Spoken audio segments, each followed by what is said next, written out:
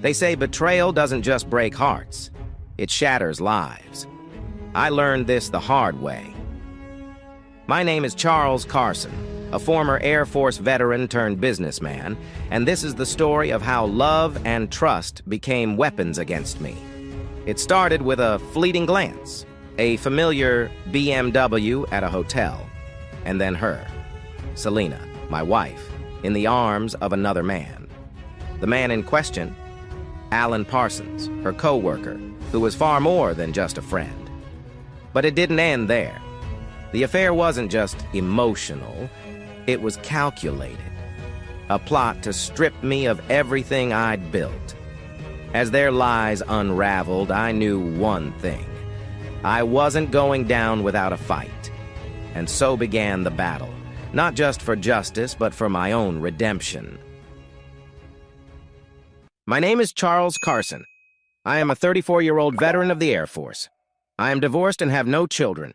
I was married for 4 years to a woman named Selena Chavez, who I thought was everything to me.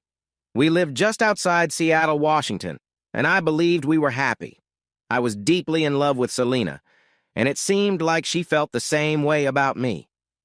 She worked at a big law firm and had been there for about 5 years. I later found out she had been seeing a co-worker named Alan Parsons. After high school, I joined the U.S. Air Force and served in a unit known as the Blue Berets for 8 years. We took on tough assignments that other branches of the military didn't want. When I left the service at 26, I went to college and earned an associate's degree in business administration. My granddad had been preparing me to take over his business, West Coast Aeronautics. He wanted to retire and believed I was dependable. I enjoyed working with my hands and liked the industry. Our company had 3 office workers, 1 engineer, and 25 technicians. My granddad taught me everything I needed to know. We secured some contracts with Boeing aircraft. By the time of my divorce, our team had grown to 30 technicians, 5 office staff, and 4 engineers, with me leading them all. One day, while I was downtown for my annual physical, I thought I saw my wife's BMW SUV in the parking lot of a hotel across the street. I wondered why she was there instead of at work. Then a bright yellow Corvette pulled up beside her, and a man in a fancy suit got out and embraced my wife in a way that made my blood boil. I felt my heart race as I crossed the street to follow them into the hotel lobby. I knew getting angry wouldn't help, but I needed to find out for sure what was going on. I followed them just in time to see my wife and the man enter the elevator, acting very close. At that moment, lunch was the last thing on my mind. I took out my phone and called a private investigator who had helped me before, asking him to start watching them. After I took pictures of the Corvette's license plate, I waited for my friend Pete, the investigator, to arrive. When Pete got there, I texted him a photo of Selena and pointed out her car and the Corvette. "Look, Chuck, there could be a simple explanation for this. Why don't you go back to work and let me handle it?" he said, but I could tell he wasn't fully convinced either. My dad is a well-known surgeon, and my mom teaches anthropology at a university. When I got serious about Selena, my family did not approve of her. My mom had a bad feeling about her. My dad thought she didn't seem like the trustworthy type. Pete and his wife were also worried about me. No one had anything nice to say about her. Still, being stubborn and caught up in my feelings, I ignored all their warnings. We got married. I drove to my office and checked online for divorce lawyers. I found one I liked and called to set up a meeting. The secretary had an opening in 45 minutes if I could make it. I left my assistant Lainey a note saying I had something personal to handle. I arrived at the law office of Mrs. Deborah Guests almost too quickly. When I met her, she was nice, small, had short hair, blue eyes, and long legs. She asked how she could help me. I explained what I had seen and mentioned that I wanted to know my options, even though I wasn't sure about anything. Unfortunately, the news was not good. I learned that in Washington state, only one person needed to want a divorce. I shared my private investigator's details and let her look into what he had found.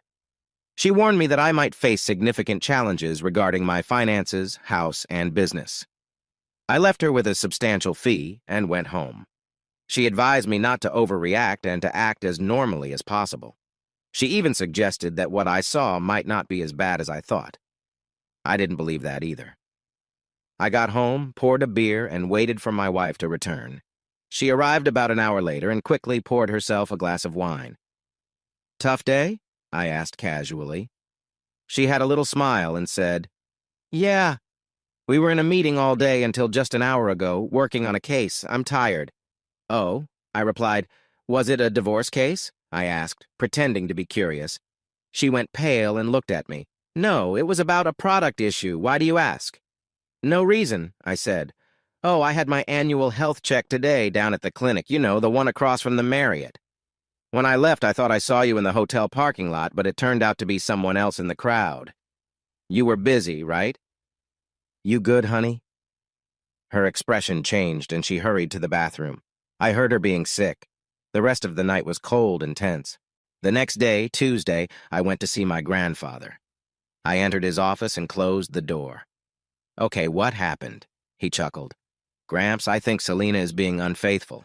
I saw her go into the Marriott yesterday. I got Pete to follow her and then spoke with a lawyer. I'm sorry, Grandpa." "Why are you apologizing to me? You didn't do anything wrong, right?" "No, sir, not that I know of. I hate to say this, but even your grandmother and I thought it was only a matter of time." "What are you planning to do?" "I want a divorce. I'm just glad you didn't leave the company to me." "I was thinking about it. Your grandmother wants to move to Florida. She says the cold weather is too much for her." He paused for a moment and then added, "Check with the private investigator and your lawyer. Then we can talk with them." The next day, at around 11 a.m., I got a call from my lawyer. She asked me to come to her office at 3 p.m. "Don't be late," she urged. I got there at 2:45. Deborah was waiting for me and took me to the conference room. My private investigator, Pete, was already there, and we all sat down at the table. "Chuck, it's worse than you thought." "I didn't believe it could get any worse." "What do you mean?"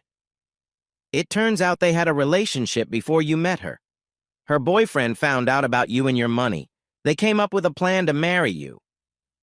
She intended to stay married until they could get your money. Then she would file for divorce, claiming they just couldn't get along and that she was unhappy. They are just waiting for the right moment. I have recordings and photos of them, which I've given to your lawyer." He chuckled. "Whatever you said a couple of nights ago really worried her. They are feeling anxious." Deborah then said, "We now have the advantage. Do you know when your grandfather will hand over control to you?" I smiled. "I think my grandmother is pushing him to move to Florida because of the weather. So it should be soon. My grandfather said he wants to hear what you found, and then we should talk." "That sounds like he has a plan," Deborah replied. "We should definitely follow up with him." "I'll arrange a meeting. Thank you both. I really appreciate it." Pete shook my hand. "Stay strong, my friend. We'll get through this." Deborah put her hand on my shoulder. "Again, don't do anything rash and don't reveal our plans." I promised I wouldn't. I spoke with my grandfather and shared what I had learned. He told me to set up a meeting as soon as I could, and he would tell us more about his plan. I scheduled a meeting for 2 days later, and we began to work. My lawyer started preparing the paperwork, and my investigator continued to gather information. My soon-to-be ex-wife kept seeing other people. The evidence kept adding up. I began to fall asleep on the couch or in the spare bedroom. She was upset, but I didn't mind. I wasn't going to put up with her behavior anymore. Friday arrived cold and rainy. I went to work early, and my grandfather was already there having a meeting with some business people. Michelle, our secretary, wouldn't tell me who they were, only that they had been in there for about 2 hours. It was only 8:30 in the morning. I wondered what was happening. They came out at noon and returned at 1 p.m. The meeting finally ended at 3:30. We left for the lawyers. We arrived at Mrs. Guest's office just before 4 p.m. and entered the conference room. Coffee and water were provided, and then we got started. Deborah began speaking. "Mr. Carson, I have prepared divorce papers and a restraining order for your protection. We can take action whenever you're ready." Pete spoke next. "They have been discussing not waiting any longer. He has connected with some shady individuals regarding an issue involving you. We could call the police if we need to." My grandfather added, "British Aerospace reached out to me about 3 months ago regarding the potential sale of my company. I told them I wasn't interested, but they persisted. They said the company was valued at $35 million, which surprised me since I had last heard it was worth $25 million. I intended to discuss this with Charlie, but then he came to me with his problem. So I contacted the British firm and we began negotiating. I told them I would sell for $25 million, but we had to close the deal in 2 weeks. I plan to sell the company to them, make Charles the president, and then move to Florida. He can inform his wife that the Brits have a big contract ready to finalize soon. This would greatly increase the company's value. Then you can move ahead with the divorce. You will have no financial ties to the company except for your salary. Deborah noted that this could impact the divorce significantly, depending on what his salary would be. We could set it at a reasonable amount for the position, but if it seems like he's trying to hide his income, it could negatively affect the divorce agreement. I thought for a moment, and then said, "What if I threaten to reveal their affair if she doesn't sign?" "That could work, if they're scared enough," Deborah replied. That became our plan. I went home that night feeling happy and told my wife the good news. She laughed joyfully and jumped into my arms. I enjoyed the affection, but I wasn't completely easing into it. I explained that I felt unwell because of the stress of the past few days and that we should take some time. She agreed, but went into the kitchen to prepare some drinks. While there, she made a call to someone else. She shared the news with Parsons, and they decided to start working on the divorce paperwork for the week after the contract. She returned to the living room with wine for her and a drink for me. I didn't discover the secret phone call until the next day when Pete showed me the recorded conversation. The British firm came through with their offer and made me the CEO of British Aerospace North America. My salary would be $85,000 a year, just slightly more than what she was earning. The company changed hands. Grandpa received the money he was waiting for. Pete informed me that I would be served with documents on Monday afternoon at work, so we arranged for the process server to reach my wife at her workplace on Monday morning. On Sunday evening, she mentioned we would celebrate something special on Monday night. I laughed and told her I was looking forward to it.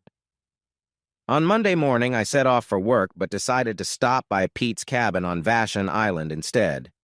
By 9 a.m., my phone was buzzing with messages.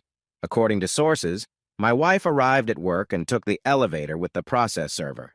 The receptionist called for her, and she went to see what was happening. There in the elevator was the man she had been talking to. "Are you Mrs. Selina Carson?" he asked. "Yes. How can I help you?" she replied. He simply said, "Have a great day. You've been served," and took a photo of her holding the divorce papers. She stood there in shock, then became very upset. She shouted for her friend and expressed her anger. The man took her into a small conference room and closed the door. "What's happening?" he asked.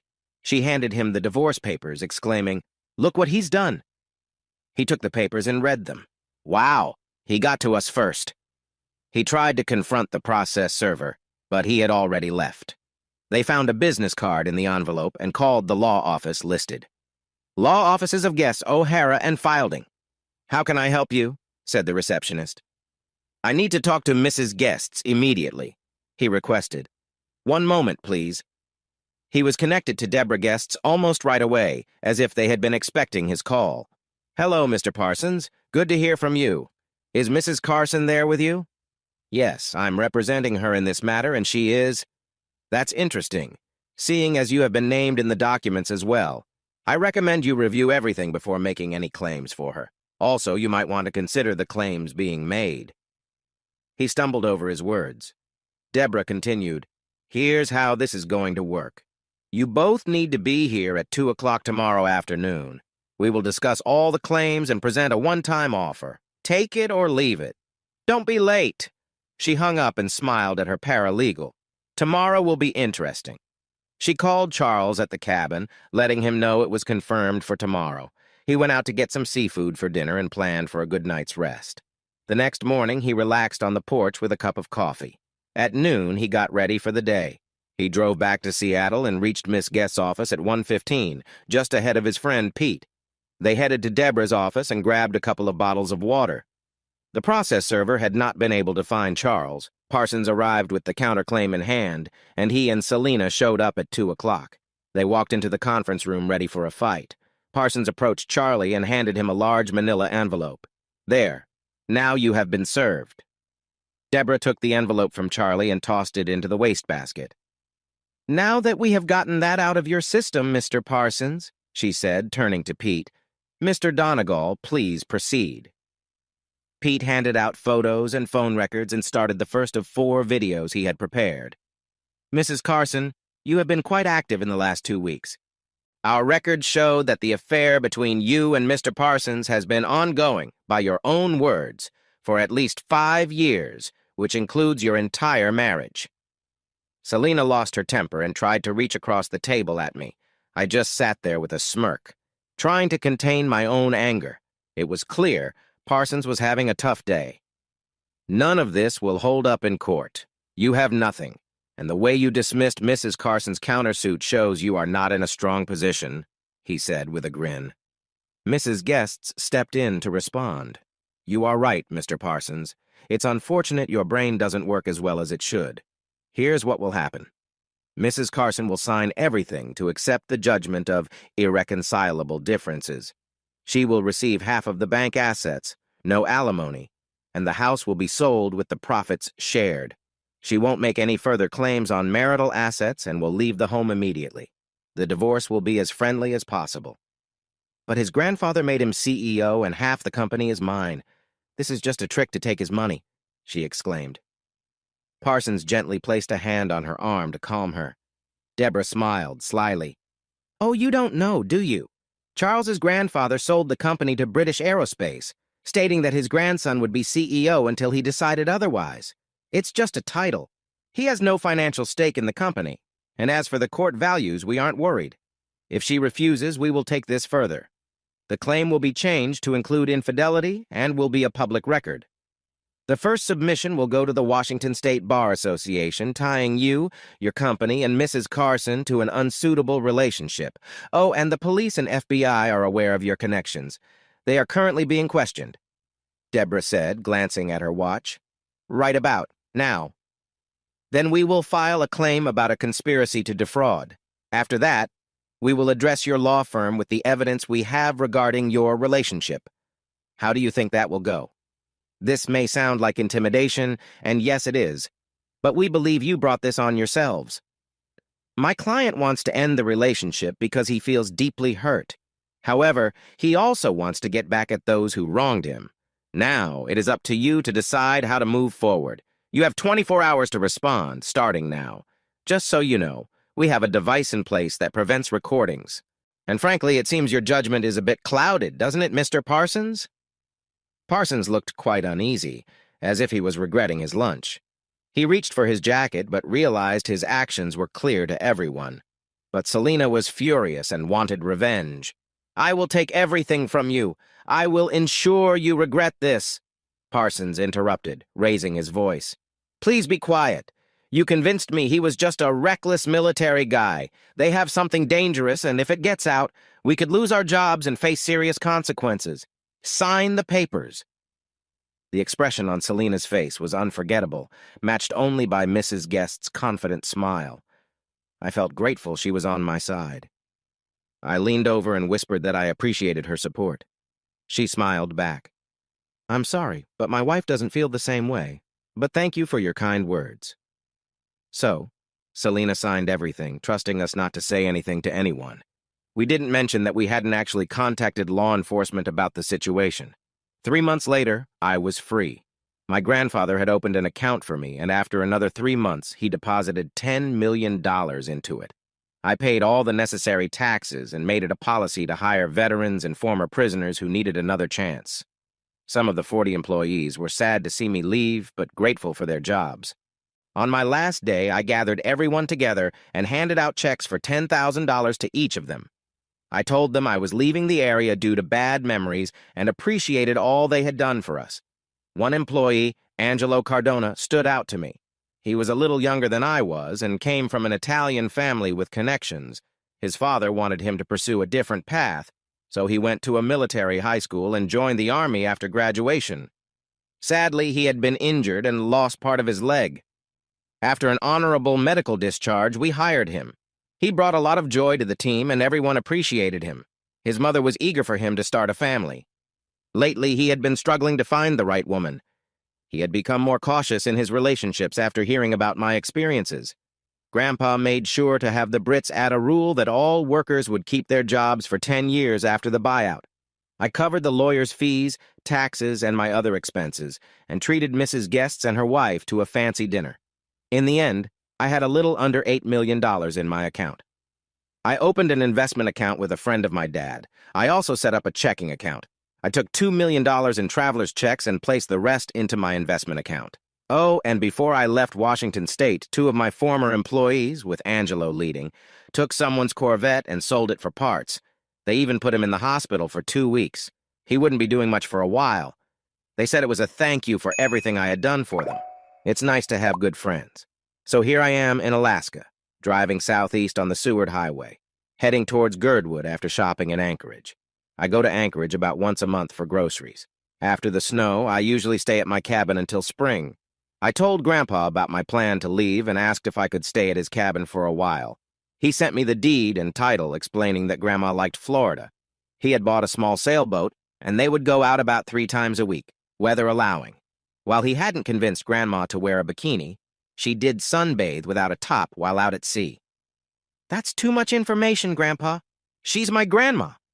So, I was driving my Ford excursion home on what might be my second-to-last trip of the season. I was lost in thought about how tough my life had been, not realizing that things were about to change. I have been divorced for 2 years because of a problematic relationship. When I reached Anchorage, I bought a Jeep Wrangler and drove to my cabin. I made it there and found that it was in decent condition. I met a guy who came highly recommended and was looking for work. I planned some upgrades and improvements. I wanted a 3-car garage attached to the house, solar panels on the roof, and an enclosed backyard. I also wanted a deck with a hot tub for entertaining. I drove back to Anchorage to look for a truck. I found a 1992 Ford Excursion, had it fixed up, and registered it. I carried an M1911, 45 caliber Colt automatic, and also had a smaller Colt pistol. I owned 2 shotguns and a Winchester rifle. When I chatted with the deputy sheriff, he laughed. "You're in Alaska, sir. You don't need a permit to carry, whether concealed or not. As long as you're not in a bar or have a criminal record, you're good to go," the officer said with a small smile. He handed me his card, glanced at my address, and added, "Trooper Walt Anderson handles your area. He might check in on you once, but you probably won't see him often. If you have questions, call me anytime." "Thanks, officer," I replied, reading the name on the card. "O'Malley, hopefully I won't need to." I'd been using my rented apartment as my address and had set up a P.O. box for my mail. I never got around to updating my driver's license when I moved out. Now, here I was, 2 years later, driving back from Anchorage. The road home stretched long and about 2/3 of the way to Girdwood, just south of the Third Boar Tide viewing area. I reached a railroad crossing on the left. It led to the Bird to Girdwood Parkway, a wide state hiking trail that ran from Girdwood toward Anchorage. I turned left across the tracks, climbing to a small elevation. Once I hit the pathway, I turned left again and drove about a 1/4 mile to a faint turnout that veered to the right. The climb continued. At a higher level, I reached a small plateau where my home was tucked away. Driving further up, I came to a slight curve in the trail. Suddenly, I braked hard, my truck's headlights illuminating the back of a black Chevy Tahoe parked in the middle of the path. I sat still for a moment before shutting off my truck. The quiet was unsettling. Getting out, I paused, straining to listen. That's when I heard it, the soft sound of a baby crying. Carefully, I moved toward the Tahoe, touching the hood. It was warm. Whoever had been here hadn't left long ago. I continued forward cautiously. The air was cold, making every sound seem sharper. As I approached, I saw 2 men ahead. One stood while the other knelt by what looked like a young woman sitting on the ground. They were huddled together on blankets. Nearby, a smaller blue bundle moved slightly clearly, the source of the crying. "Hurry up," the standing man muttered to his companion. "It's getting cold."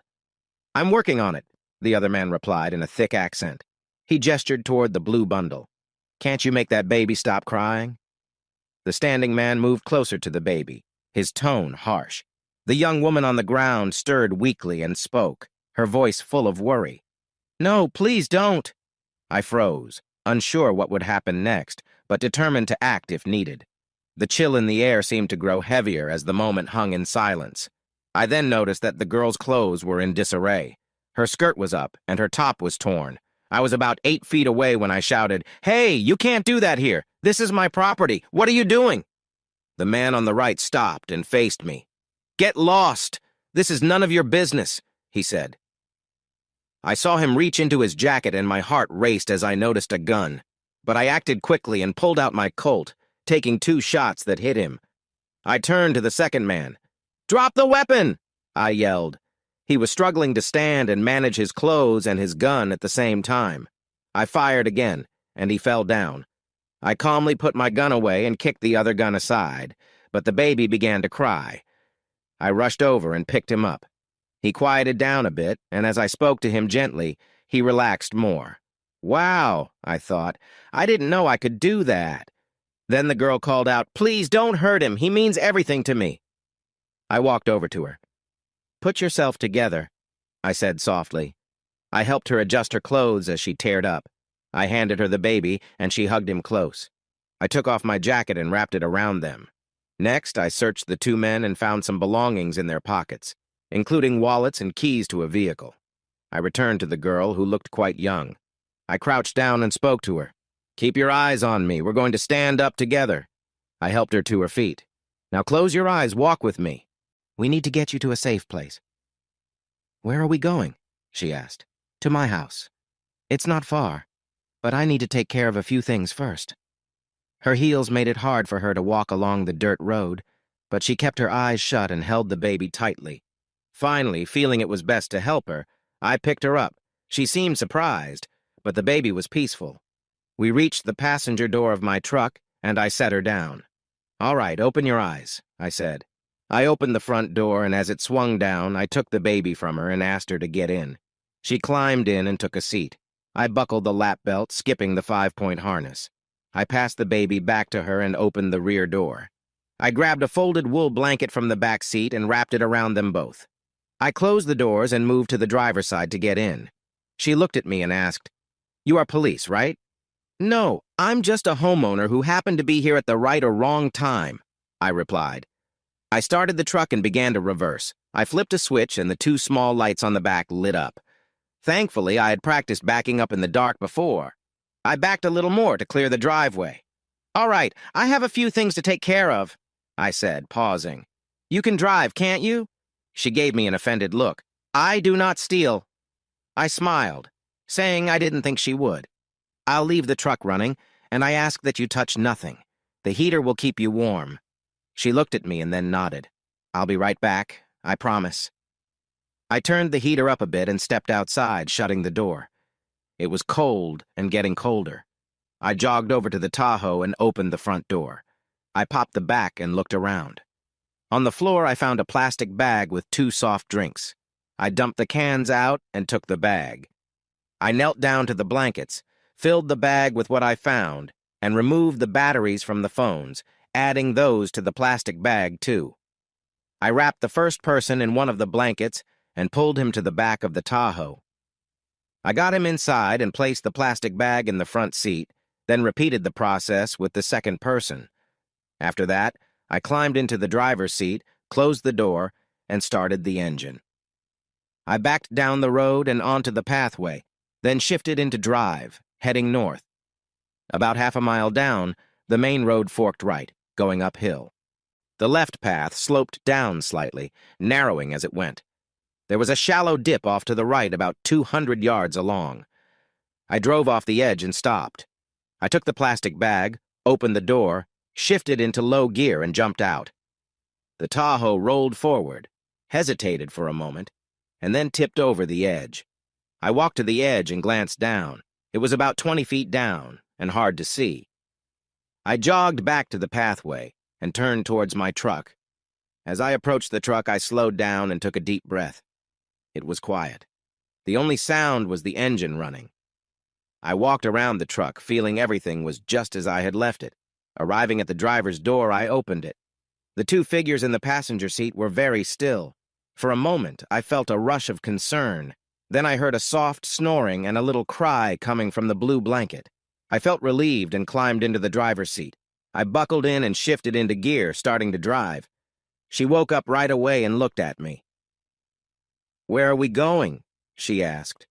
"To my house. It's not too far, and you need to warm up, eat something, and probably take a shower. I think the little guy needs a change, too," I said with a smile. "Why are you being so nice to us?" she asked. "It's the right thing to do. When we get to my place, you can rest. You'll meet Joe, and we will." "Joe? Who is Joe?" I chuckled, saying, "A very good friend of mine. He is quiet and protective. I think you'll like him, and I know he'll like you too." She stared at me as if she wasn't sure if I was friendly or not. We drove up the hill, making some gentle turns, and finally reached the flat area where my cabin stood.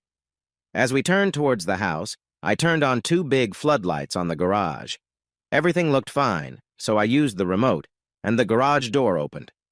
The bright lights inside came on as we drove in. I turned off the outside lights. We drove in until a tennis ball hanging from the ceiling bumped the hood. I pressed the remote again, and the door closed behind us. I switched off the engine and looked at the girl. "My name is Charles. What's yours?" She looked at me carefully before saying, "Svetlana Donashiona. This is Mikhail," pointing to the baby. She seemed scared but was trying to stay strong. I thought, I like her spirit. I reached out my hand, and she shook it hesitantly. "Let's get you inside and warmed up." "I'm afraid of this Joe. How do I know I can trust him? How do I know you won't just use me like everyone else?" she said. I took a deep breath and replied, "Look, it's going to get cold tonight. I'm offering you shelter for you and your son. You need to let go of your fears." That sounded a bit harsh, didn't it? Her eyes widened and she shivered a little. I stepped out of the truck, closing the door with a firm thud, and walked to the side. I opened the door and unbuckled her seat belt. I folded the blanket and placed it on the back seat. I took back my jacket and reached for Mikhail. Looking at her gently, I said, "Now come on, let's go meet Joe." I held out my hand and she took it, looking a bit surprised. She followed me to the door of my house, carrying the diaper bag and her purse. I unlocked the door and turned to her, assuring, "I promise you, everything will be all right." I opened the door, and there was Joe, a loving 147-pound mix of German Shepherd and Irish Setter. He sat there with his tongue out and his tail wagging. He was excited and getting up. I had seen him on my first trip to Anchorage in the parking lot of Walmart. A scruffy-looking man was selling puppies, and I spotted the smallest one. "His mother is a German Shepherd, and his father is an Irish Setter. I can't get papers for them, so make me an offer," he said. I picked up the little puppy and looked into his sleepy eyes. $20, I said. "Sold," he replied. That was how we became a pair, 2 years ago. "Sit," I commanded. The puppy dropped back down, wagging his tail excitedly. I knelt beside him. Svetlana gasped, her eyes wide. "A dog?" "He doesn't think so, does he, boy?" I asked. The puppy woofed quietly and drooled a bit on the floor. I gently took the baby from Svetlana's arms. She looked surprised, but let go. "Joe, this is Mikhail. He's a friend. Say hello, boy," I called to the puppy. Again, Svetlana exclaimed, "He's a dog." I chuckled. "I can't fool you, can I?" Her face showed disbelief. Joe approached the baby, sniffing curiously, then continued exploring with a gentle lick. I stood up and returned the baby to Svetlana, then called Joe over. "Boy, this is Svetlana. She's a friend. Say hello, buddy." Turning to her, I said, "Hold out your hand, palm down." She hesitated, but then slowly did what I said. Joe sniffed her and licked her hand, and she smiled brightly at me. "He's a big dog," she laughed, "and he likes me." "That's wonderful," I said. I grabbed a small bag with some things in it and gathered the diaper bag before closing the door. I led her into the living room and placed the bag on my work table. I took the diaper bag to the couch and told her to change his pants. She laid him down and began to clean him up. I went to the kitchen, turned on the backyard floodlight, and checked outside. Seeing nothing unusual, I opened the door to let Joe out. He ran around for a bit, took care of himself, kicked some dirt over it, and then hurried back inside. He dashed in looking for his new friends. I locked the door, turned off the floodlight, and checked the electric load panel. It read 96%. We were good for the night. Back at the work table, I took out my tool. I cleared it and set it aside. I looked through the contents of 2 wallets I had found. There was a total of $325 in cash, along with some credit cards and 2 driver's licenses. One was for Yuri Dvobrovnik, the other for Vladimir Goshin. I walked to the fireplace, added some logs, and stoked the coals. As the flames grew, I tossed the wallets and their cards into the fire. I then grabbed my cleaning kit from the bookcase. The heat began to spread into the living area. By that time, Svetlana had finished with little Mikey, and he was feeding again. Wow, the little guy was really hungry. I went to the closet in the hallway and grabbed 2 big towels and a washcloth. Then I went to my bedroom and took out some old sweatpants and a sweatshirt. I came back to the living room and handed the items to Svetlana. Here you go. The bathroom is between the 2 bedrooms on the right. You can choose to sleep in either of them. I have the master bedroom because it's my house, but I think you both will be fine. She looked at me cautiously. I laughed a little. Don't worry. Both bedrooms have locks on the doors. I'm sorry I don't have fancy soaps or shampoos. You'll have to use regular soap and shampoo. She thanked me. What about Mikhail? Where can I put him? Just leave him on the couch. I promise we won't bother him. She seemed uncertain. Joe will keep him safe. I promise. She looked at me, then stood on her tiptoes and kissed my cheek. Thank you, she said softly. I was surprised and a bit embarrassed. Svetlana then walked down the hall to the bathroom. I thought to myself, wow. I turned and sat at my workbench. I finished cleaning my .22, making sure it was in good shape. I returned it to its spot, and then grabbed a VCR case for a tape about the American Civil War. Inside was my .45 ACP Colt automatic. I switched it out for the .22 and put the Colt in my shoulder holster, then returned the VCR box to the shelf. Next, I took one of the cell phones, put in the battery, and turned it on. I checked for calls, but found none. I looked through Yuri's contacts and saw Dmitri's name with several calls. I turned it off and took out the battery. I did the same with the other phone and got the same results. I set both batteries aside. Joe was curled up on the couch with Mikhail, his nose resting softly by the boy's hand. Just then my guest came out of the bathroom, her hair glowing from being dried. I asked her what she would like to eat, and she replied, anything. I went into the kitchen, and Svetlana followed, sitting on one of the high chairs. I took out some chicken breasts, leftover mashed potatoes, and red cabbage. Her eyes brightened when she saw the jar of cabbage. It was clear she was familiar with it. Before long, we were enjoying dinner, and Joe was happily eating 2 cans of dog food and a leftover steak bone. After all, he was a growing dog. We washed the dishes and then went to the living room. I had some questions, so I started to ask Svetlana while Mikhail finished his dinner. Do you know who Dmitri is? Her expression shifted. Yes, I do. Is he in charge? Yes, he tells everyone what to do and manages the girls. I am afraid of him. He was the one who sent my son and me to Juneau. I was well-liked because I looked young, and when I got pregnant, that made me even more popular. But after the baby came, I began to cost him money, so he sent me to his cousin in Juneau. I don't think I was ever meant to be there. That's why you found us where you did. She looked me right in the eye. You saved our lives. I was starting to feel uneasy about this situation. I felt embarrassed and agreed that she was probably right. Then she shared her story. Her father was a fisherman in Vladivostok. His name was Mikhail. He drank a lot. One day, he went out on the boat he worked on and never returned. Her mother struggled to support her and her older sister. A man in the city said he could help them leave. She agreed to trade something in return for their tickets. But when it was time to go, the man told her mother that he only had room for 2. Her mother told them to go and said she would follow in a few weeks. We never saw her again. It seems they only wanted us for terrible reasons. They took our identification and important papers, and soon after we arrived, they forced us into a dark life. I was 16. My sister was 22. Is your sister here, too? Yes, her name is Anna Donashiona. How old are you? I am 22. Mikhail is only 4 weeks old. I thought to myself, this is hard to believe.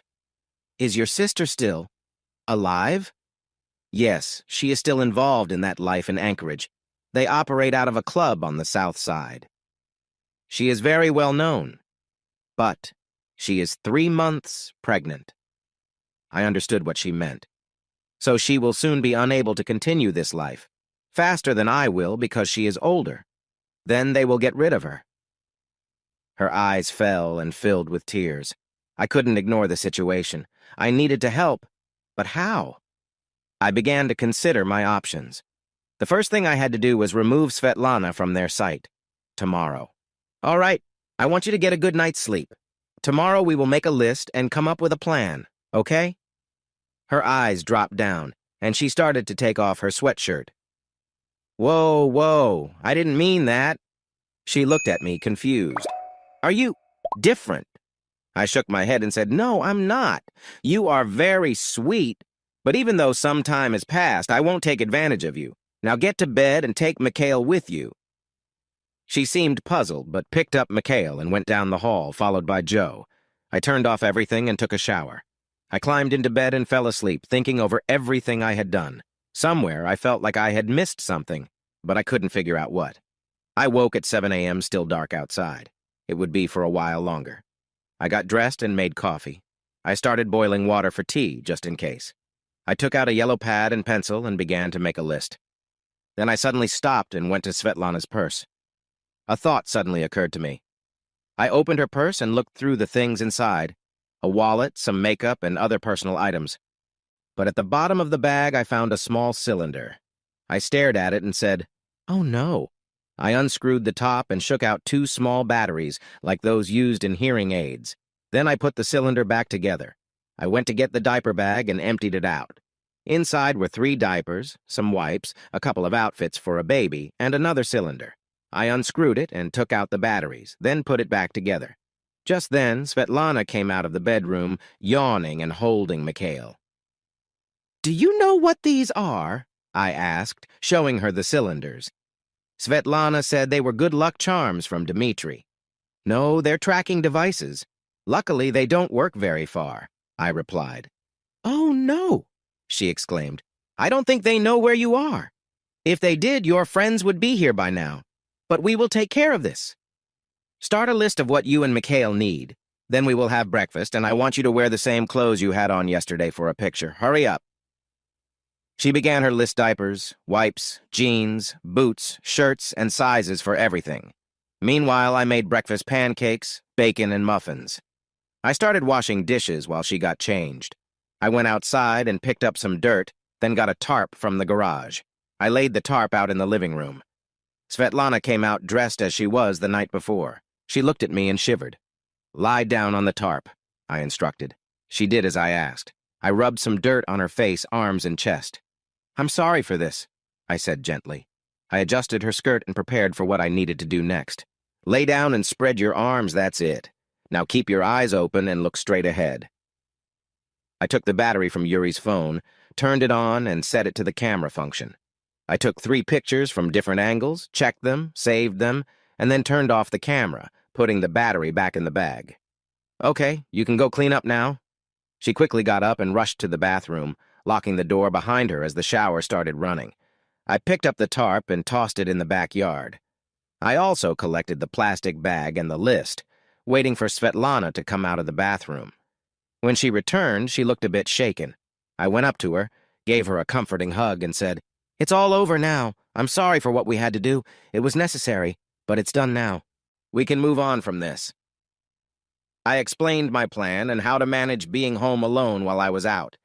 "I want you to stay inside and keep away from the windows.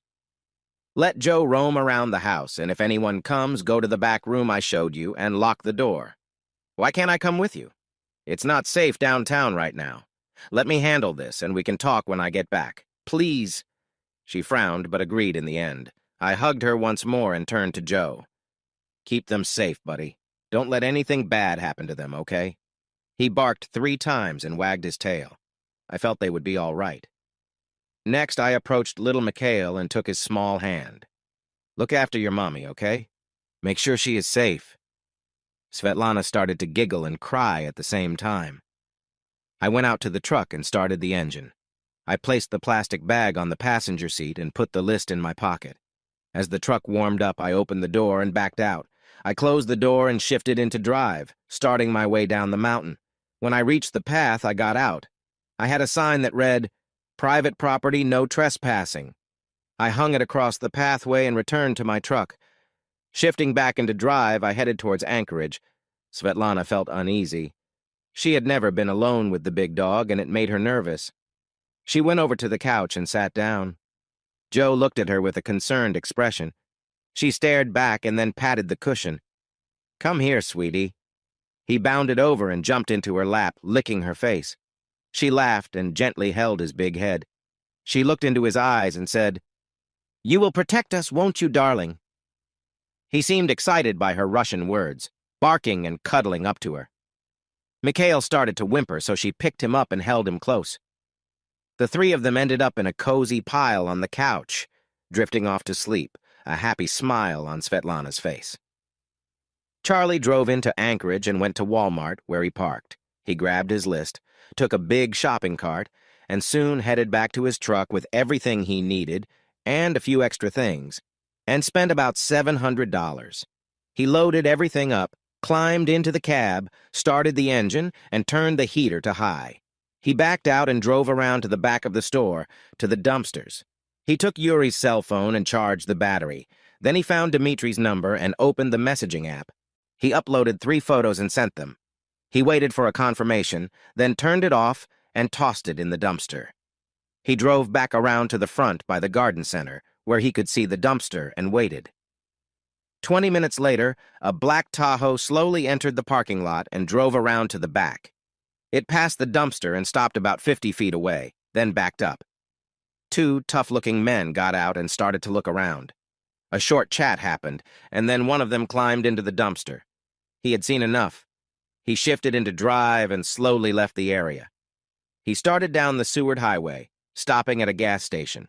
He tossed the other phone and Svetlana's purse into a nearby trash can, filled up the gas tanks, and checked the 2 5-gallon fuel containers on the back of his truck. Next, he went inside and bought 2 disposable phones and a charger, paying for everything before heading home. Home, he thought. What a thought that was. 39 miles, and 30 minutes later, he turned off the highway and headed up a hill. At the top, he paused to look back. After waiting for 5 minutes, he saw no one coming or going. He shifted back into drive and went up his driveway, stopping to get out and secure the chain on the gate. Then he set up a spike strip just in case. As he drove up to the house, he pressed the garage door opener and pulled into the garage, shutting off the engine as the door closed. He got out of the truck and heard something crash. He quickly moved to see what happened. A woman screamed, and he scanned the room. A big dog dropped to the floor, whining. Svetlana shouted, "No, stop!" Chuck lowered his weapon and saw Joe looking sorry, Svetlana looking embarrassed, and a broken lamp on the floor. All the tension left his body, and he relaxed a little. "That was my grandma's favorite lamp," he said, looking at Svetlana with a grin. She burst out laughing, then started to cry a little. Joe hurried over to her, wagging his tail and licking her face. "We were playing fetch, and Kroshka jumped for the ball and knocked over the lamp, and I yelled and—" "Kroshka?" he asked. She blushed and explained, "It means baby in Russian." He looked at the big dog and joked, "So I guess I know who your favorite is now, right?" He put away his phone and picked up the broken lamp, tossing it in the trash.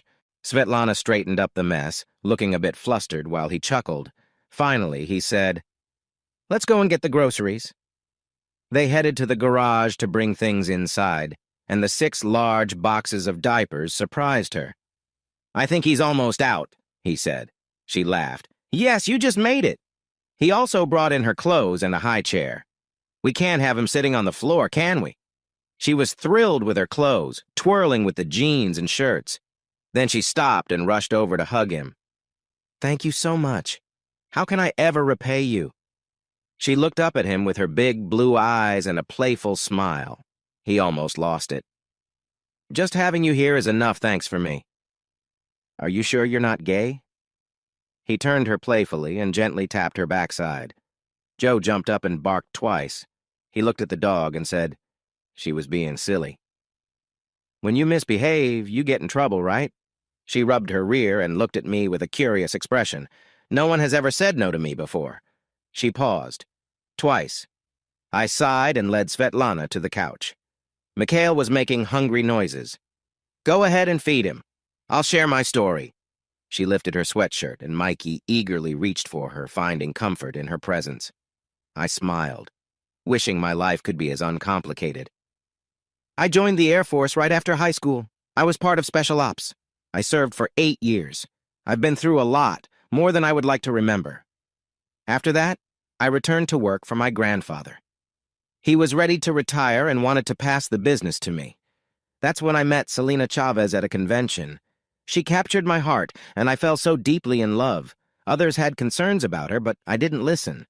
So despite warnings, my heart led me and we got married. It turned out to be a mistake.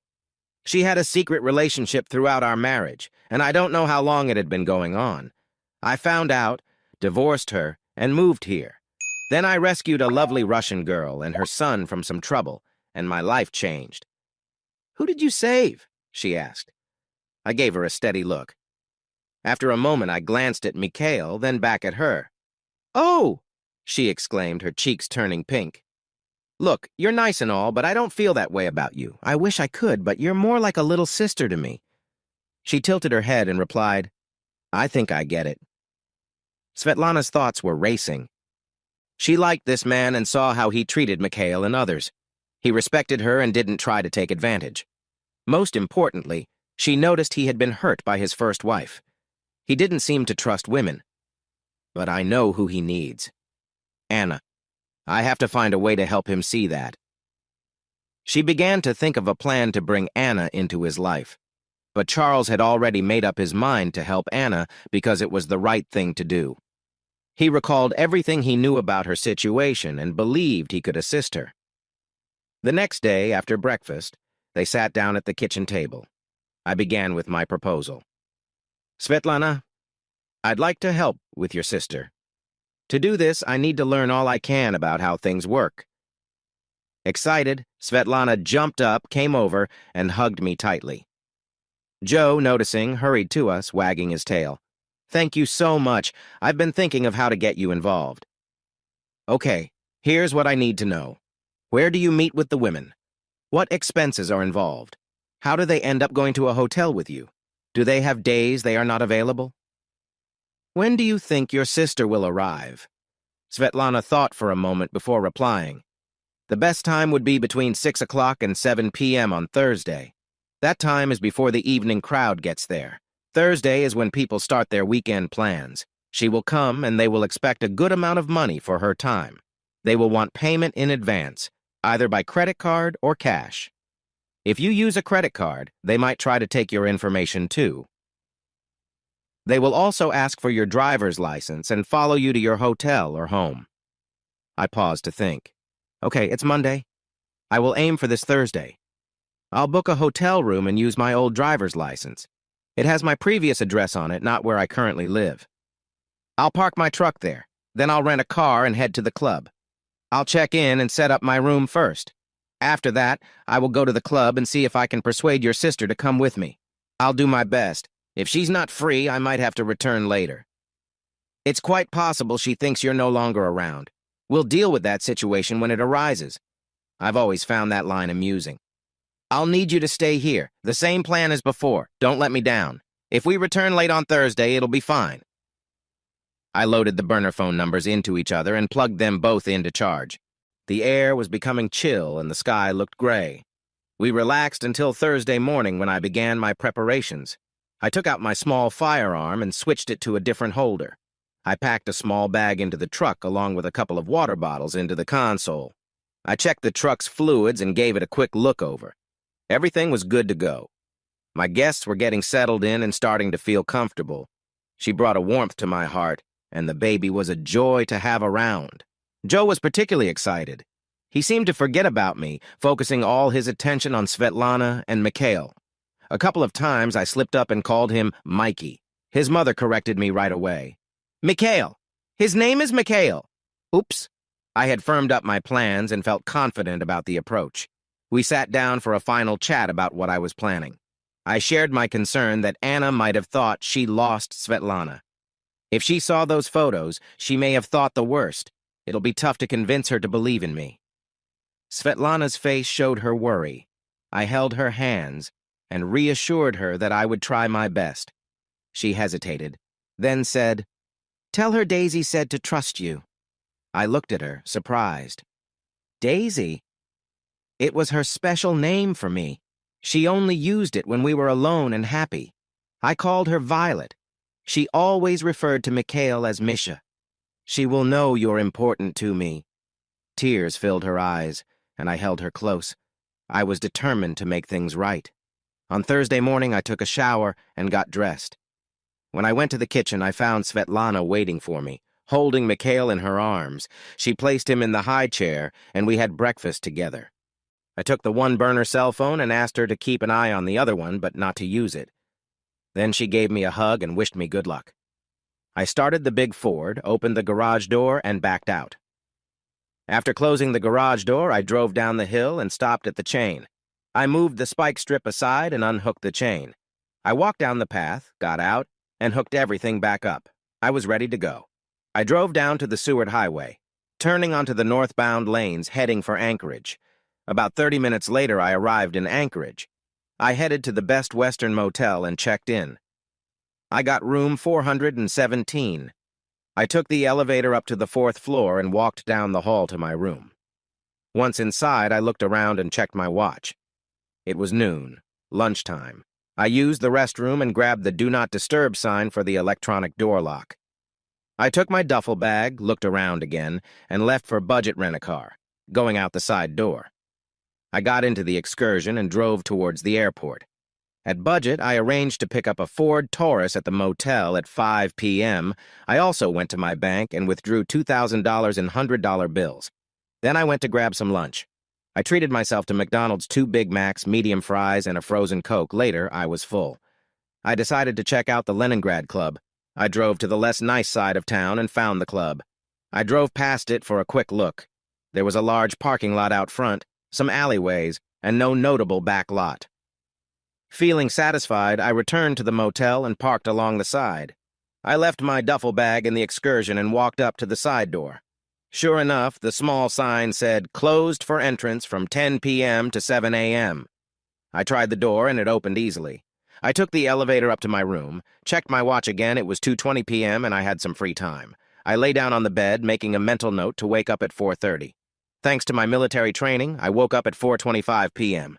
I splashed some water on my face and went to grab the rental car. I took the elevator down to the lobby, went to the front desk, and got the keys to the car. It was time to go. I found the red Taurus outside and checked it over. Everything looked fine, no visible damage, a 3/4 tank of gas, and good tires. What more could I ask for? I started the car and retraced my route to the Leningrad Club. At 5:20, I entered and looked around. It was dim, and it took a moment for my eyes to adjust. I noticed about 12 tables and very few customers. I chose a table and sat down.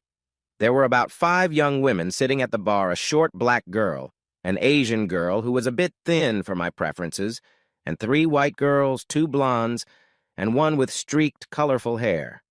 All of them seemed to have had cosmetic surgery, and only the young black woman and 1 of the blondes stood out as interesting. But none looked like Anna. A waitress approached, wearing short shorts and a t-shirt that looked too small. "What can I get you?" she asked. 7 and 7, I replied. She turned and went back to the bar. Moments later, she returned with my drink. "Running a tab?" I asked. $20, she said. Wow, this might be an expensive evening, I thought. I pulled out a $100 bill and held it out. As she reached for it, her eyes wide, I pulled it back. "Wait, is Anna here?" "Who's asking?" she replied, her expression cautious. "A friend told me about her and said she's worth it," I answered. She chuckled. "She should be here in about 15 minutes, and then reached for the money again. I smiled and thanked her. I sipped my drink, and about 12 minutes later, a tall girl with brown hair came in through a back door. The waitress went over to her, said something, and pointed at me. The girl turned to look at me, nodded, and then approached my table. She scanned me and asked, "I hear you're asking about me. Care to buy a drink?" I stood and met her gaze. Inside, I felt uneasy. Her eyes seemed empty. She might not be here, I thought. I pulled out a chair and signaled the waitress. The girl sat down, and when the waitress appeared, she said, "My usual, and he'll have another, too." I realized she was keeping track of our bill. She was striking, cold and distant inside, yet seemingly beautiful.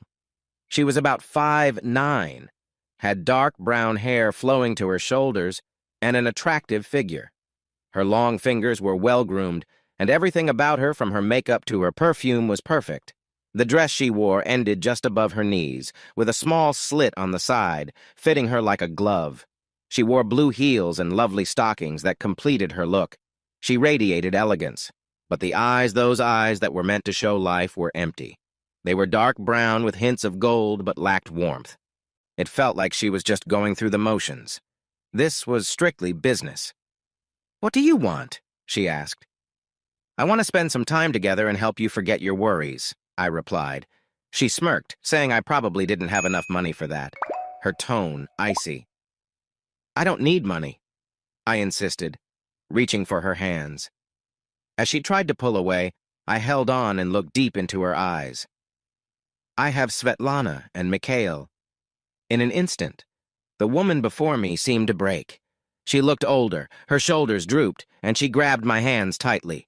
"That's impossible. I saw her picture. They said she was dead. I really saw her. Listen to me, Anna. They are both alive. I rescued them from Yuri and Vladimir. Svetlana asked me to bring you out." "But how do I know I can trust you?" "It's important, Anna. Daisy and Misk said you should trust me. But you must listen to me and do what I say when I say it. Can you do that?" This stranger had just brought life back into her after all that Dmitri had taken away. He was asking her to trust him. No, it was Svetlana and Daisy asking her. She studied his face and saw a good man. "Please help me," she pleaded. He smiled and said, "First, I need to arrange for you." I waved the waitress over. "How much to take the lady away for the night, and what time does she need to be back?" The waitress looked at Anna and replied, $850. She must be back by 9 a.m. tomorrow, or it's another $850 no matter how late. I need your driver's license and credit card.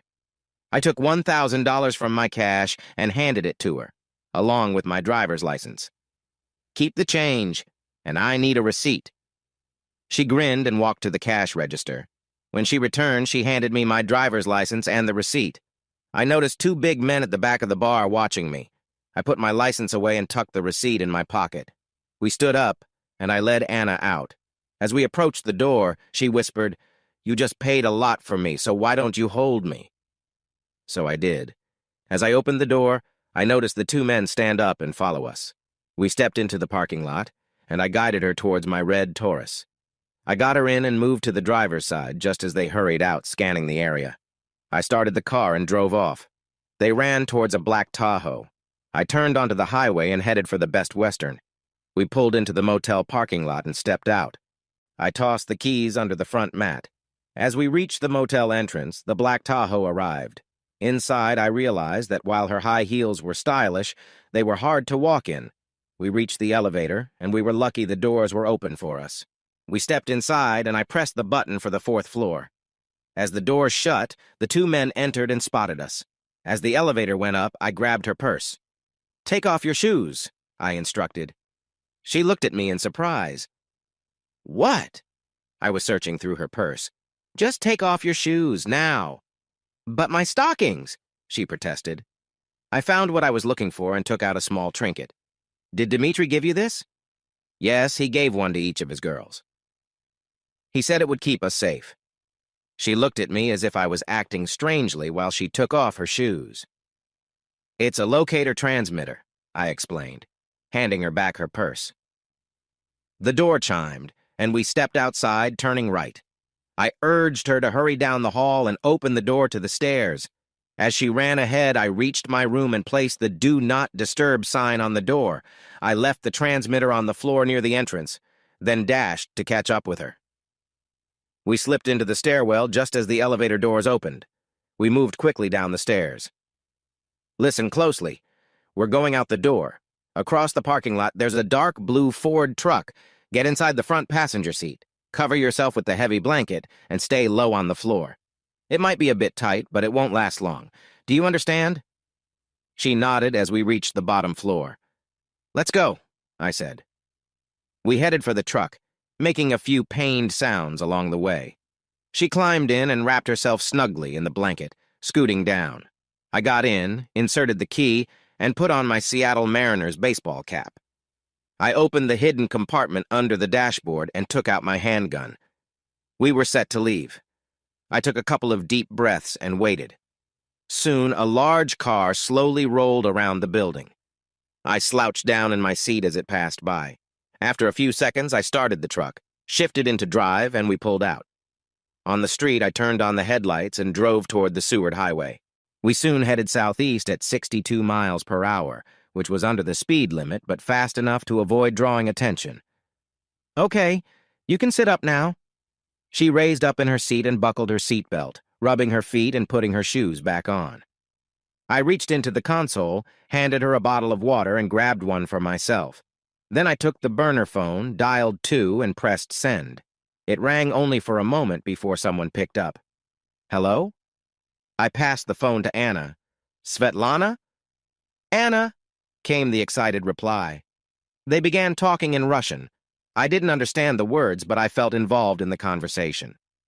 We drove for a while as I kept an eye on the traffic. The cruise control maintained our speed, and cars passed us without any issues. Their conversation continued, filled with laughter and tears, all in Russian. The journey was going smoothly, and I was starting to feel a bit calmer. Then I noticed headlights approaching quickly from behind. They came up on us and swerved around on the left. As they sped past, unease settled in. It was a black Tahoe with 2 men, and they had a goal in mind.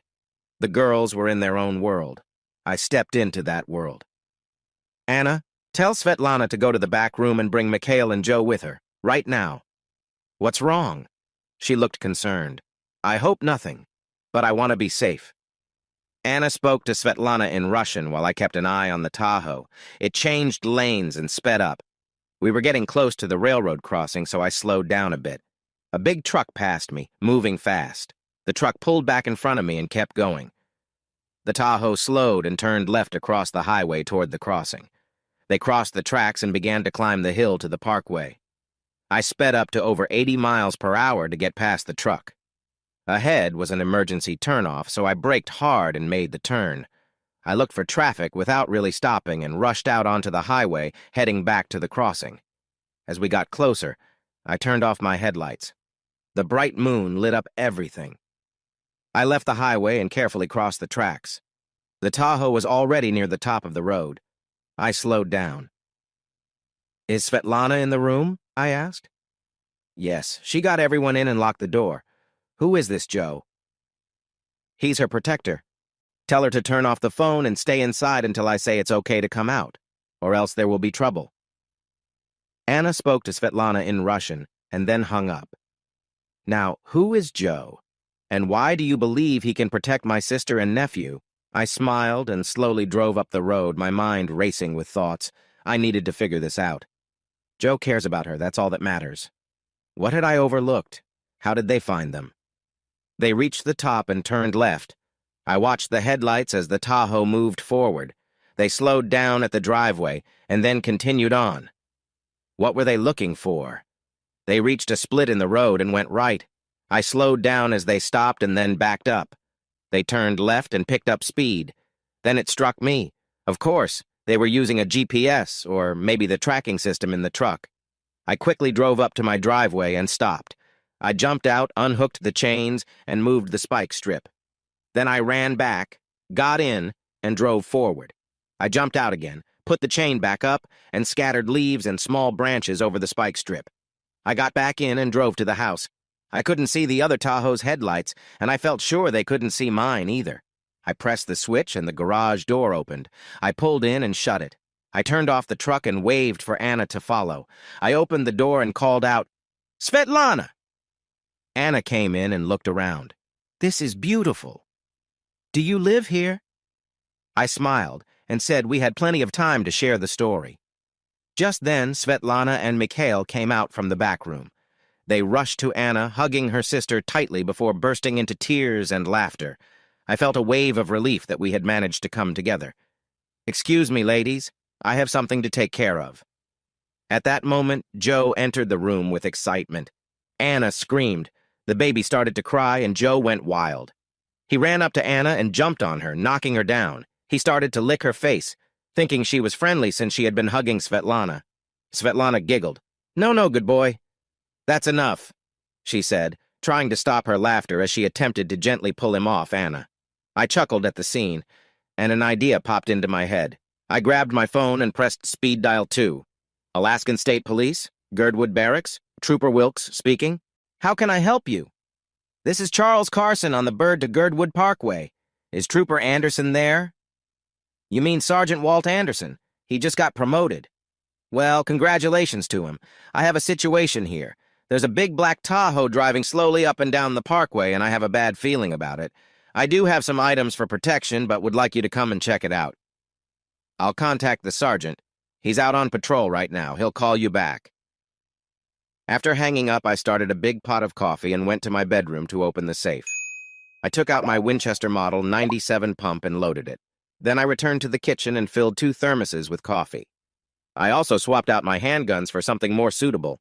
I grabbed some paper cups and headed out the door, noticing the surprised looks from my guests and a cheerful bark from Joe. "No, boy, stay! Protect them!" He barked twice and lay down. I was glad he understood. "Where are you going?" asked Svetlana. "I'm just going to bring some coffee to the officers. It's cold outside." "The police are coming? You called the police?" Anna was alarmed, and Svetlana gently comforted her. "It's all right, dear. Charles is one of the good ones. The police probably appreciate him, too." "I know I do." I smiled, feeling a bit shy, and said I would be right back. I stepped outside and walked down to the parkway. By the time I reached the closed driveway, chaos was unfolding. 3 Ford Explorer police vehicles were on the road. One was parked across my drive, and the others were at the turnoff to the left. I found out there was a 4th vehicle, along with a coroner's van, where the Tahoe had gone off the mountain. Sergeant Walt Anderson came out from the cruiser parked at my driveway. He recognized me. "Hey, Sarge," he said with a grin. I returned his smile. "Hey, Sarge yourself. Congratulations. A little excitement today, huh?" I said, handing him the thermoses and cups. "Sorry, it's just black coffee, but it's hot and fresh." "Thanks, Chuck. I appreciate it. We arrived and found 2 suspicious people near a crashed Tahoe. We also found 2 bodies inside the vehicle. It looked like they had been shot." He looked at me and asked, "Are you still carrying that Colt?" I opened my jacket, took out the gun, checked it, and handed it to him. He examined it closely.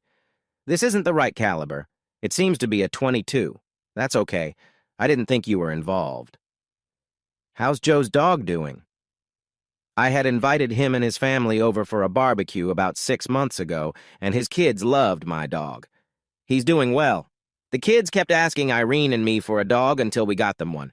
I guess it's a Josephine. She's named Princess Jolene of Anchorage, but the kids call her Josie. I laughed. "You should bring Josie over so they can meet." He chuckled. "No, thanks. I don't want to have that talk with them yet." He returned my gun. "You'll have some more company tomorrow morning. We'll need to get a wrecker to pull the Tahoe out of the ravine." "Sounds good, Walt. Leave the thermoses by the gate post when you're done." When I got back home, there was a gathering going on. The women were on the couch enjoying ice cream and popcorn. Mikhail was happily nestled on a blanket, while Joe was busy picking up scattered popcorn and helping to clean Mikhail's face. I was surprised my dog understood so much, as the women were speaking in another language about him and the baby.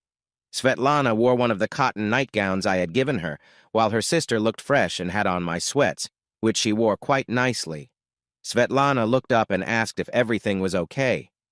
"Everything's good," I replied. Anna got up and came over, wrapping her arms around me. "Thank you for everything. We owe you so much." "We're not safe yet. Tomorrow we have some things to do. I need to take a few pictures. Svetlana will explain more. I'm sorry, but we need to keep you safe from trouble. Then we'll make a list and I can go shopping. No, you can't come. You're just as stubborn as your sister." Anna started to protest, and Svetlana only laughed. "He will make sure we're safe, and he won't let you say thank you any more than that. I thought he might be different." Anna turned to me, her eyes looking straight into mine. I felt myself blush. Anna tilted her head. I'm quite sure he's not, she said softly. Then she looked back at Svetlana. You're just not what he's looking for, are you? She teased, glancing back at me. Oh, they're talking about me again. Joe looked at me as if to say, welcome to my world. I shook my head and went to the refrigerator. I took out some bologna and rye bread, a bottle of mustard, a jar of dill pickles, and a small Coke. Beer? Are you joking? I need to stay sharp or they'll take advantage of me. I chuckled at the thought. I returned to the living room and sat at my work table to make my sandwich. The two women were back in sister mode, almost like I wasn't there, except they kept glancing and giggling at me. After finishing my meal, I took the dishes to the sink. Then I settled into my leather recliner and looked around. There were two lovely women, a baby, and a large dog who seemed to believe he was a person. I felt pretty fortunate. Honestly, I hadn't thought about my tough life for a few days, thanks to them. They had brightened my days and given me something meaningful to focus on. As the conversation slowed down, I noticed Svetlana had a playful grin. Anna was gazing at me with admiration. Joe was blissfully unaware as the three people on the couch were showering him with attention. I stood up and said, I think we should all get a good night's sleep. Tomorrow we'll be busy. I'll check the alarms and lock the doors. As I said this, Svetlana playfully nudged her sister toward me. Anna walked over, pulling her sweatshirt off as she approached. How can I ever thank you? She asked sweetly, reaching out to me. Her touch was warm, and it felt special. I thought to myself, what should I do now? I knew the right thing was to be respectful, but I felt a little overwhelmed. I gently moved her hands away and stepped back. Svetlana laughed and said, I told him I thought he was shy. Anna smiled and looked at her sister, then turned back to me. Oh no, he is definitely not shy, she said with a grin. She faced me again. Svetlana shared your story with me. You helped me, so I owe you one. You can call in that favor any time. With that, she tossed her sweatshirt over her shoulder and headed down the hall, stopping to look back. And I don't share, she said with a playful wink as she went into the spare bedroom and closed the door. Svetlana got up and gathered her son. Well, as they say in America, you are off the market. She walked over and gave me a kiss on the cheek. Good night, dear. Sleep well, she said, turning and walking down the hall to another bedroom, closing the door behind her. When did I start losing control? Did I ever have it? I shook my head and glanced at Joe. My friend looked at me as if to say, oh, you poor thing. I couldn't help but smile. I made sure everything was secure and went to take a shower. After I cleaned up, I turned off the lights in my room, wondering if I should lock my door. I fell asleep with a smile on my face. Morning came, as much as it can in Alaska during the fall. I got out of bed at 6 a.m. I got dressed, took care of some business, and headed to the kitchen. As I entered, I was greeted by the smells and sounds of life in Russian. The chatter and laughter were comforting. I just wished I could understand them. They looked up as I walked in, and their smiles were wonderful. Anna was cooking, Joe was eating, and Mikhail was having his breakfast at his mother's side. Good morning, everyone, I said. Svetlana smiled brightly, while Joe continued eating without missing a beat. Anna smiled, too, in a way that hinted she was thinking about her meal, which included me. Come eat breakfast before it gets cold, Anna said, serving a delicious cheese, onion, and pepper omelet with small ham steaks. I realized I would need to stock up the freezer soon. As I enjoyed the tasty food, Svetlana started to speak. I've made a list and talked with Anna about the picture we need to take care of. She agreed, and once breakfast is over, we will sort that out. I have all her sizes and what she needs. I also explained why we have to stay here, and she's on board. She paused as Anna sat next to me and poured 2 cups of coffee. She prepared hers and asked how I liked mine. 5 sugars and cream, please. I want to save the milk, I replied. She grinned and said, I think you're sweet enough. I felt a little shy, smiled, and said, I am, but I don't really enjoy coffee. She laughed, and I thought how charming her laughter was. Svetlana continued, We are trying to come up with a plan for the future. What do you think? Anna was happily eating, and I took a moment to think. Well, we are safe here and more or less off the grid. I need to make one more trip to Anchorage for more supplies. Then I think we should settle in for the winter and decide what to do next. Oh, I also need to go to Girdwood and speak with the midwife about Anna. After all, I really have no idea about childbirth. I chuckled, trying to lighten the mood. The room went silent. Svetlana suddenly looked worried and turned to Anna. Anna dropped her fork, clearly stunned. Mikhail started fussing. Joe turned around, barking in surprise. I was completely unaware of what had just happened. What's going on? What did I say? Anna began to cry hard. Her head dropped to the table, and she started hitting it softly. Svetlana stood up and walked around the table, but I got to Anna first and pulled her into my arms. I'm sorry. I was just thinking about you and the little one. Svetlana spoke up. She lost the baby a week ago. She was 2.5 months along. At this point, Anna was very upset. I held her close and whispered comforting words. Svetlana watched quietly. Yes, I made the right choice, she thought. It's okay. We will get through this, I said gently. It's all right, dear. Definitely the right choice. Svetlana felt proud of herself. Anna began to calm down and stopped soaking my shirt. She sniffled and lifted her head. Her beautiful brown eyes were red and puffy. Oh God, why? I held her for a long time until she finally sat up. I'm okay, I just need some time. Don't hide from it. What happened? How did you lose the baby? She trembled as memories came back to her. He found out about the baby and hurt me. He said I was too valuable to lose like he did with my sister. He wouldn't stop. I was hurt, and then he locked me in my room. The other girls helped me. Then he came back and laughed, showing me pictures, saying no one could stand up to him. I cried, and then, Please stop, I said firmly. It won't happen again. Do you understand? I will help you and Svetlana get away from this. The tough woman looked at me, and I could see the shift in her feelings. Svetlana was right. You are a good man. I don't deserve this. You don't have to help me. I'll decide what I deserve, and right now you are the best thing in my life. Do you get it? Where did that come from? I wondered. She started to cry again and hugged me tightly. It was a good thing Mikhail didn't know what was happening, or it would have been difficult to explain. Look, I said, our breakfast is cold now. What do we do? She stared at me as if I were strange. Then I couldn't help but smile. She began to laugh. I'm so sorry, I became serious. No more crying or apologizing, okay? Okay, cowboy, she said, blushing. Svetlana was smiling and wiping her eyes. Now I understood who was really leading here.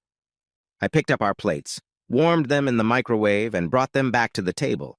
Now eat, I instructed, trying not to smile too much. Yes, Jagadka, Anna replied. Svetlana burst into laughter. I need to learn some Russian, or things could get tough. We finished breakfast and moved to the living room. I assume Svetlana talked to you about the pictures. Yes, she did, and I understand why we need to do this. I'm not excited about it, but I can handle it. Great. Let's just get it done.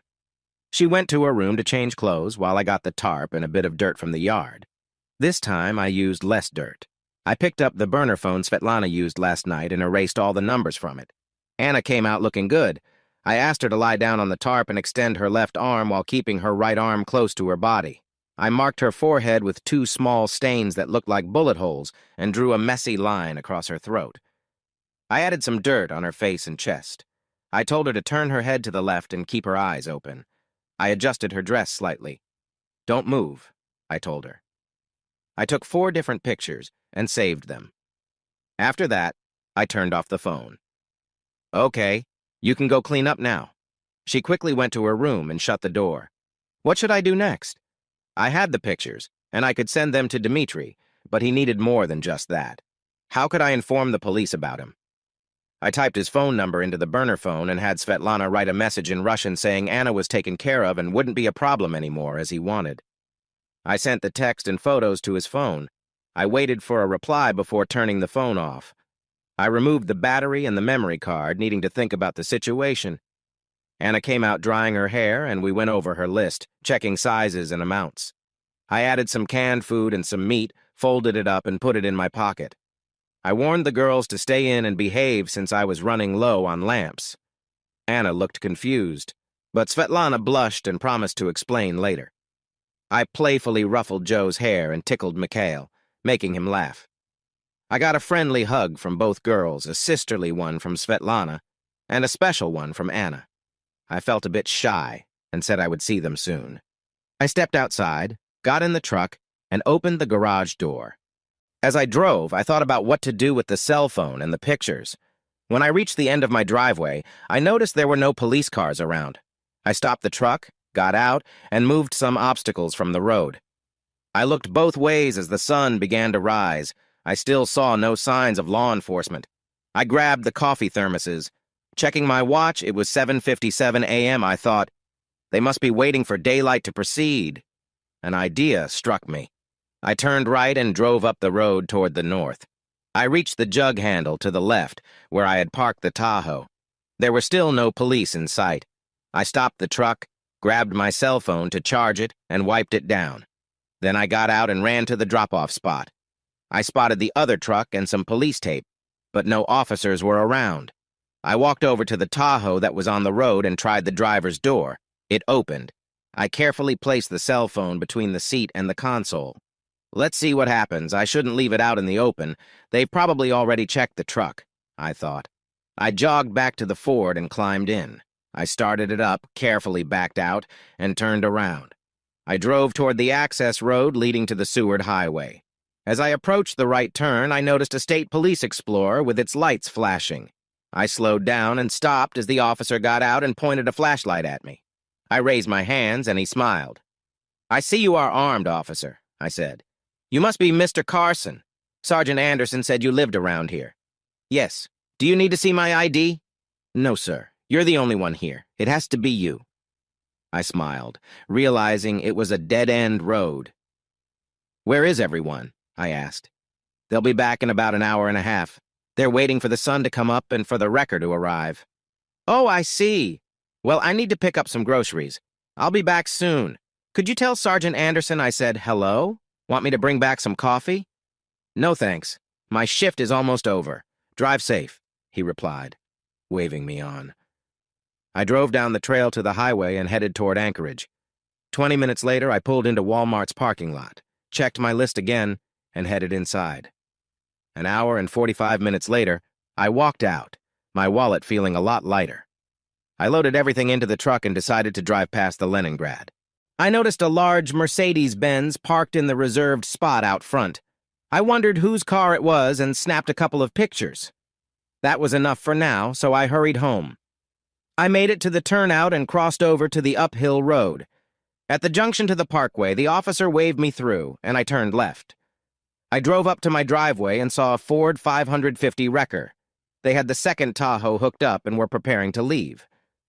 Sergeant Anderson was there and waved me over. "Hey, Chuck, out early, huh?" "Yeah, I had some chores to do. I wanted to get the shopping finished." "Is there anything new? What did you find out about the two men last night?" "Well, I can't share too much because we don't know everything yet, and you're not really supposed to know. But it seems they were looking for the two men who were shot." "Wow, should I be worried?" "No, they're in custody because they had two weapons with silencers. They stopped talking and asked for a lawyer, so they'll be held for a couple of nights until they have someone to represent them. I don't think they even know you live here." "Okay. Well, if you don't mind, keep me updated. I don't want to be caught off guard. Say hello to Irene and the kids for me." "Sure thing, Sarge. Have a good day." I drove home and parked the truck in the garage. When I walked inside, I found my guests drinking tea and laughing together in Russian. I also noticed that Anna was wearing one of my dress shirts. She looked nice in it, but it still meant she had been in my bedroom. I felt a bit frustrated that I wasn't there with her. Oh, well. "All right, everyone, let's get the groceries." They jumped up and rushed past me to the garage. We unloaded the truck, put the things away, and then sent Anna to her room to try on her new clothes. I had also gotten new sneakers and snow boots for the girls, as well as snowmobile suits for everyone for the winter. The car seat for Mikhail was also a big hit. We gathered in the living room, and I asked Anna what kind of car Dmitri drove. "A big white German car," Anna replied. I pulled out my phone and showed them a picture. "Yes, that's it," she said. I told them I hadn't figured out a way to deal with Dmitri that wouldn't land me in trouble, but I was working on it. Then I shared an idea that had been forming in my mind. I know a guy who might help us, and I think I can arrange for us to get down to the lower 48 states. I need to call him and see if he can meet with us. What are you planning? Anna asked. I think we need new identities for all three of you so we can fly back. But we can't get a flight anywhere, and we don't have the money for this, Svetlana said. You let me handle that. This guy is a good friend, and he might be able to help us. I'll fly him here so we can talk. Okay?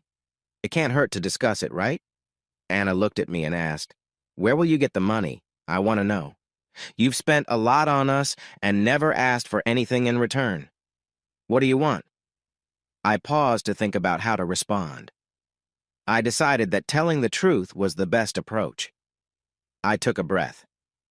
You three are the best thing that has happened to me in almost 3 years. And you, I said, looking directly at Anna, are the very best. I think I've developed feelings for you. Yes, thought Svetlana. I knew it. I knew it, she exclaimed, sounding excited. The two of us looked at her in surprise. I have a little money saved up, and I can handle this. We can hire a plane and not worry about any security issues. Anna and Svetlana shared a glance, and Anna asked, How much do you have? I smiled and replied, I'm in a good place. After my divorce, my grandfather helped me out so my ex-wife couldn't take anything. I invested some money, and it has grown well. So, money isn't a problem. But what matters more is that I feel good about helping you all. So, what do you think? Anna looked at me again, her expression unsure. All right, we can speak to your friend, but we need to see if this is a good idea. That sounds fair, I answered. I went to the garage and called Angelo on my phone. After 4 rings, he answered, Hello, who is this? Angelo, it's Charlie Carson. How have you been?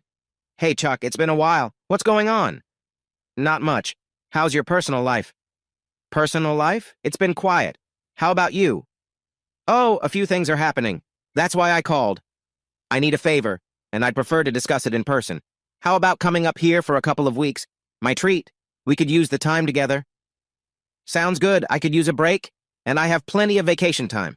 Let me check my schedule and get back to you. Thanks, friend. Talk soon. I hung up and returned to my friends. The girls were enjoying some music and chatting like sisters do. Then Anna got up and came over to me, sitting on my lap. We need to see a doctor. Alarm bells went off in my head. What's wrong? Are you feeling okay? She laughed lightly. Yes, we feel perfectly fine, but circumstances can change. We need to make sure we're all healthy. Misha hasn't had any checkups. Do you think we could arrange that? I felt a bit concerned, but understood her point.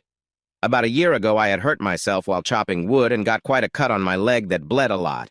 I drove to Girdwood and found Dr. Frank Johansson, a kind older gentleman and a veteran. His wife worked as his office nurse, and he had a young assistant, Charlotte, who would take over when he retired. He did a lot of charity work for local communities and clinic work. I liked him. My wound wasn't too serious, and after he cleaned it and put in a few stitches, we sat and shared stories for a while. The clinic was quiet, and he had some time to spare. I paid his bill and later arranged a donation to support his work. The clinic could really use the money. So I had a plan. I called Dr. Johansson and set up an appointment for the next morning at 10 a.m. The girls were happy with this, and we enjoyed dinner before heading to bed. I didn't realize that Anna's situations meant she had feelings for me. She wanted to explore those feelings and to make sure everything was okay. She cared for me and wanted more than just a brief connection. The next morning, we drove to Girdwood for our doctor's appointments. We arrived at the clinic on Toadstool Drive.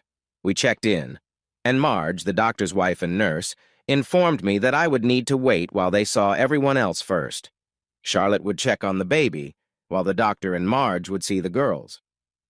I took a seat in the waiting area and flipped through some old magazines. Maybe I could suggest they get new ones. 2 hours later, everyone walked out, looking relaxed, with Svetlana letting Mikhail enjoy a lollipop. All right, let's go, I said. Just then, Dr. Johansson peeked out and asked to see me for a moment. The girls looked down, I looked at them, then back at the doctor. It won't take long, Chuck, he reassured me. I told the girls to take a walk, promising I would meet them for lunch later. I went into Dr. Johansson's office, and he closed the door behind us. "I'll be direct, son," he began. I felt a bit uneasy, like I was about to get a serious talk. "Charlie, I like you. My wife cares about you. This is a bit personal, too, but I want to help." Now I was worried. "Is everything okay? Is everyone fine?"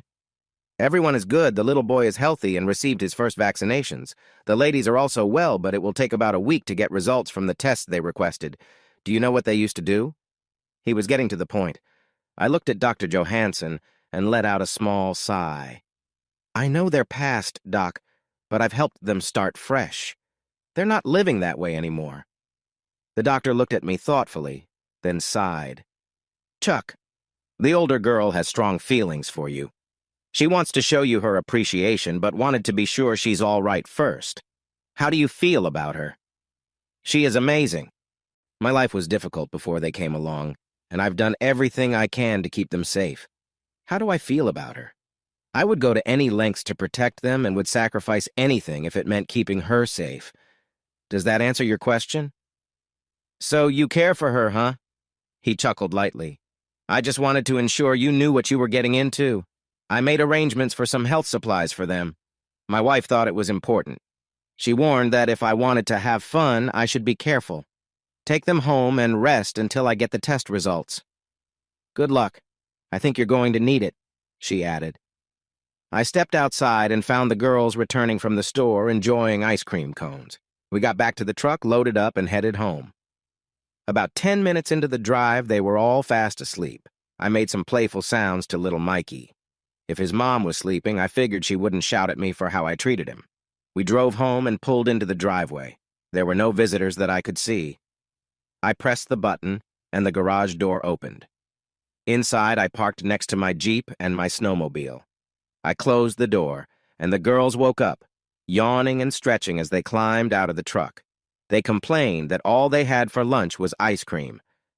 "I'm sorry, but I had to see the doctor," I said. "How about lasagna for dinner?" I suggested. There was some pouting and many cries of, "I'm hungry now." But they also chuckled, finding humor in their situation. "Hey, when I was younger, I would have loved ice cream for lunch," I told them. They exchanged words in Russian, followed by lots of giggles. "Typical boyshik," Svetlana said, and more laughter followed. We heated up the lasagna and sat down to eat. On a whim, I took Anna's right hand with my left and Svetlana's left hand with my right. "Let's say a prayer," I proposed. The girls were a bit surprised. We had shared meals before, but we had never prayed together. They glanced at each other and then bowed their heads. I began. "Bless us, O Lord, for this food and for these women and the child. Thank you for this gift. In Jesus' name, we pray. Amen." But Anna held on to my hand. "And thank you, Holy Mother, for sending this man to help us. Keep him safe and let him be rewarded. Amen."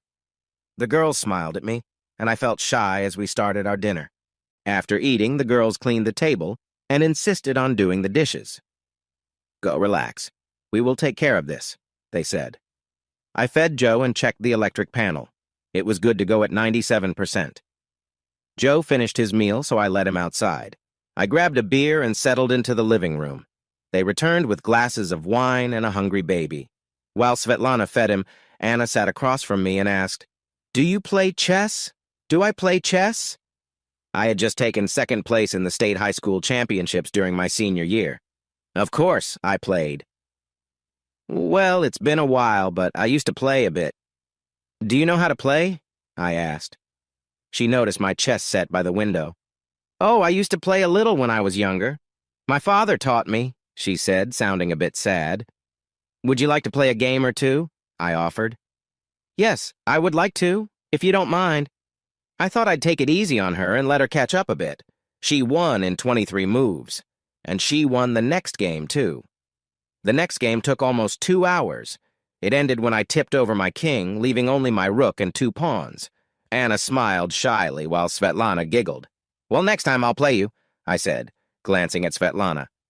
"Oh, you don't want to do that," Anna replied. "Why not?" I asked. "She's better than I am," Anna said.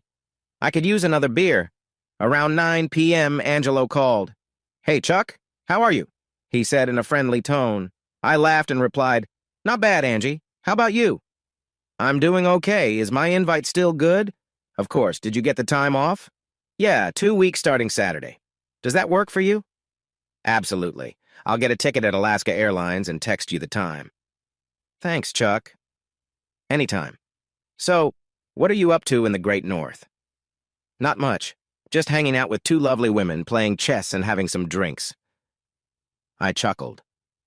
There was a pause on the other end. Seriously, what are you doing?" "You heard me. You'll meet the ladies when you visit, but only if you're good." He started laughing. "Okay. If you don't want to share, I get it. Just call me with the flight details." He hung up. I closed my phone and looked at the ladies. "He doesn't believe I'm just having drinks and playing chess with two beautiful women," I said, smiling. "I'm going to have a great time." It was Tuesday night, so we relaxed and listened to music while Svetlana fed Mikhail. I checked the doors and the electric panel. Everything was good. I went to the girls and told them I was going to bed. They got up to give me a goodnight kiss, and I turned in. The week flew by. I made a reservation for Angelo and arranged for him to pick up his tickets at 11 a.m. on Saturday in Seattle. We went for a walk, and Joe loved getting some exercise. The girls enjoyed being outside, even in the low 40s. We cooked a few meals outside and used the hot tub a couple of times wearing casual clothes. It was nice to see. We drove the excursion to Girdwood to get an oil change and do a bit of sightseeing, which took about an hour. Since there wasn't much to see, we got some barbecue for lunch while the garage worked on my truck. That way, I didn't have to hear complaints about ice cream. We wandered around for a bit, promising the girls we would go to Anchorage soon.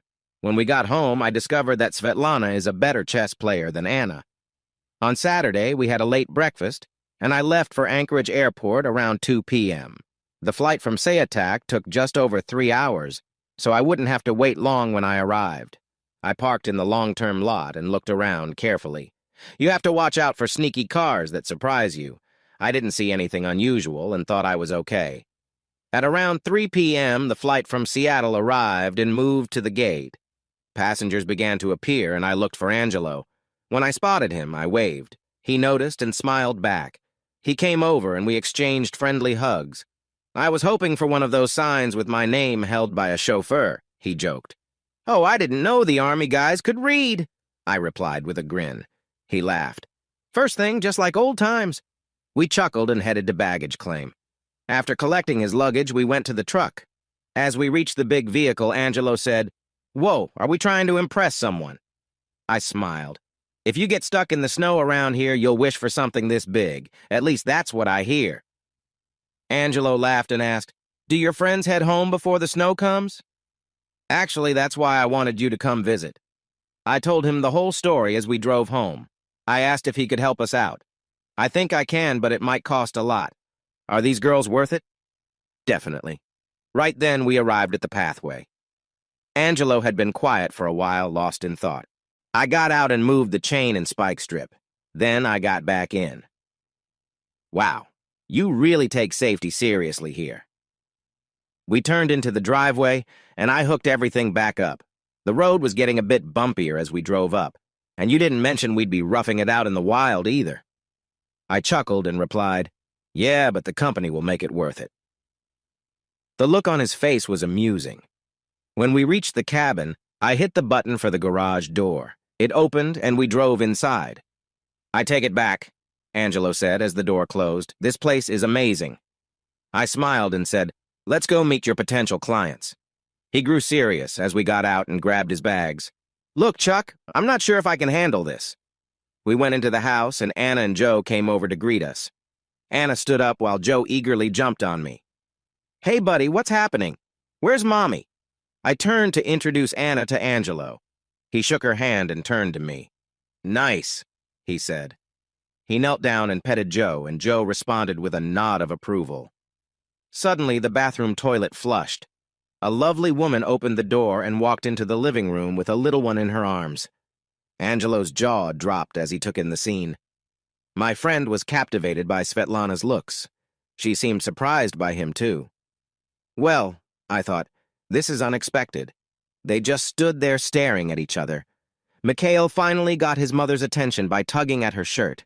She shook her head and said, "Oh, excuse me, he's hungry." And she looked a bit embarrassed. It was shocking. "And this is Svetlana," I introduced her to Angelo. Hi," Angelo finally managed to say. Joe walked over to Angelo and sniffed his hand, wagging his tail and getting excited. Svetlana sat on the couch and pulled a blanket over Mikhail. After all this time, she suddenly seemed shy. Angelo approached the couch and asked, "What's the little guy's name?" "Mikhail," Svetlana replied, blushing again. He gently wiggled the baby's finger and said, "Hey, Mikey, here it comes." Svetlana laughed and said, "I think he likes you." What was going on? And she was still giggling. The two of them talked like no one else was in the room. Anna came over and put a hand on my arm, whispering, "Come into the kitchen." I followed her to the kitchen where she poured herself a glass of white wine. She handed me a beer and approached me with a warm smile. "I think, as Svetlana mentioned the other night, that Angelo is off the market," she said, leaning in to kiss me. I looked at her, baffled, and said, "What just happened?" She looked me directly in the eye and said, "I think the Donesciona sisters have fallen in love. I know I have. Can you believe it?" I considered this and thought, well, why not? I pulled her close and kissed her back, full of feelings I had kept to myself for a long time. We broke the kiss and she seemed a bit surprised. "Oh my gosh, you too," she said. "Guilty as charged," I replied, smiling. She seemed taken aback. "I wasn't sure you felt this way." "And I hoped you did," I said. Now she was blushing like a schoolgirl. "What do we do now?" I asked. She looked thoughtful. "I think we wait for the doctor's report, and then we'll figure out what this means. What do you think?" "Sounds good to me," I said as I kissed her again, a little more gently this time. We held each other and gazed into each other's eyes. "I think we should check on them and see if they're behaving," Anna suggested. We returned to the living room and found the two of them laughing and chatting on the couch. They didn't even notice us. I cleared my throat. "Ahem. Are you all hungry?" "Oh, we could eat," said Angelo. "Yes," added Svetlana. "I am also hungry." "How about some of my famous frozen lasagna?" I suggested. Anna rolled her eyes and looked at me. The two of them answered almost at the same time. "Oh, yes, that sounds good." I looked at Anna and rolled my eyes, too. I went to the kitchen, took out the lasagna, and warmed up the oven. After I placed it inside and set the timer, I returned to the living room to keep an eye on things. Anna was sitting in my recliner, so I sat down on the fireplace ledge. The other two were deep in conversation, laughing and seemingly unaware of anyone else. I tried to join in. "How about those Seahawks?" Nothing. They didn't even pause, continuing to whisper and giggle. By now, Angelo was holding Mikhail and making him laugh. Svetlana seemed completely fascinated by him. The oven dinged, and I called out for dinner 3 times. Finally, the two of them stopped and, still laughing and joking, got up to eat. We sat at the table with Mikhail between Angelo and Svetlana. After we finished dinner, we should rest for tomorrow. "We need to plan and prepare," I said. "What about sleeping plans?"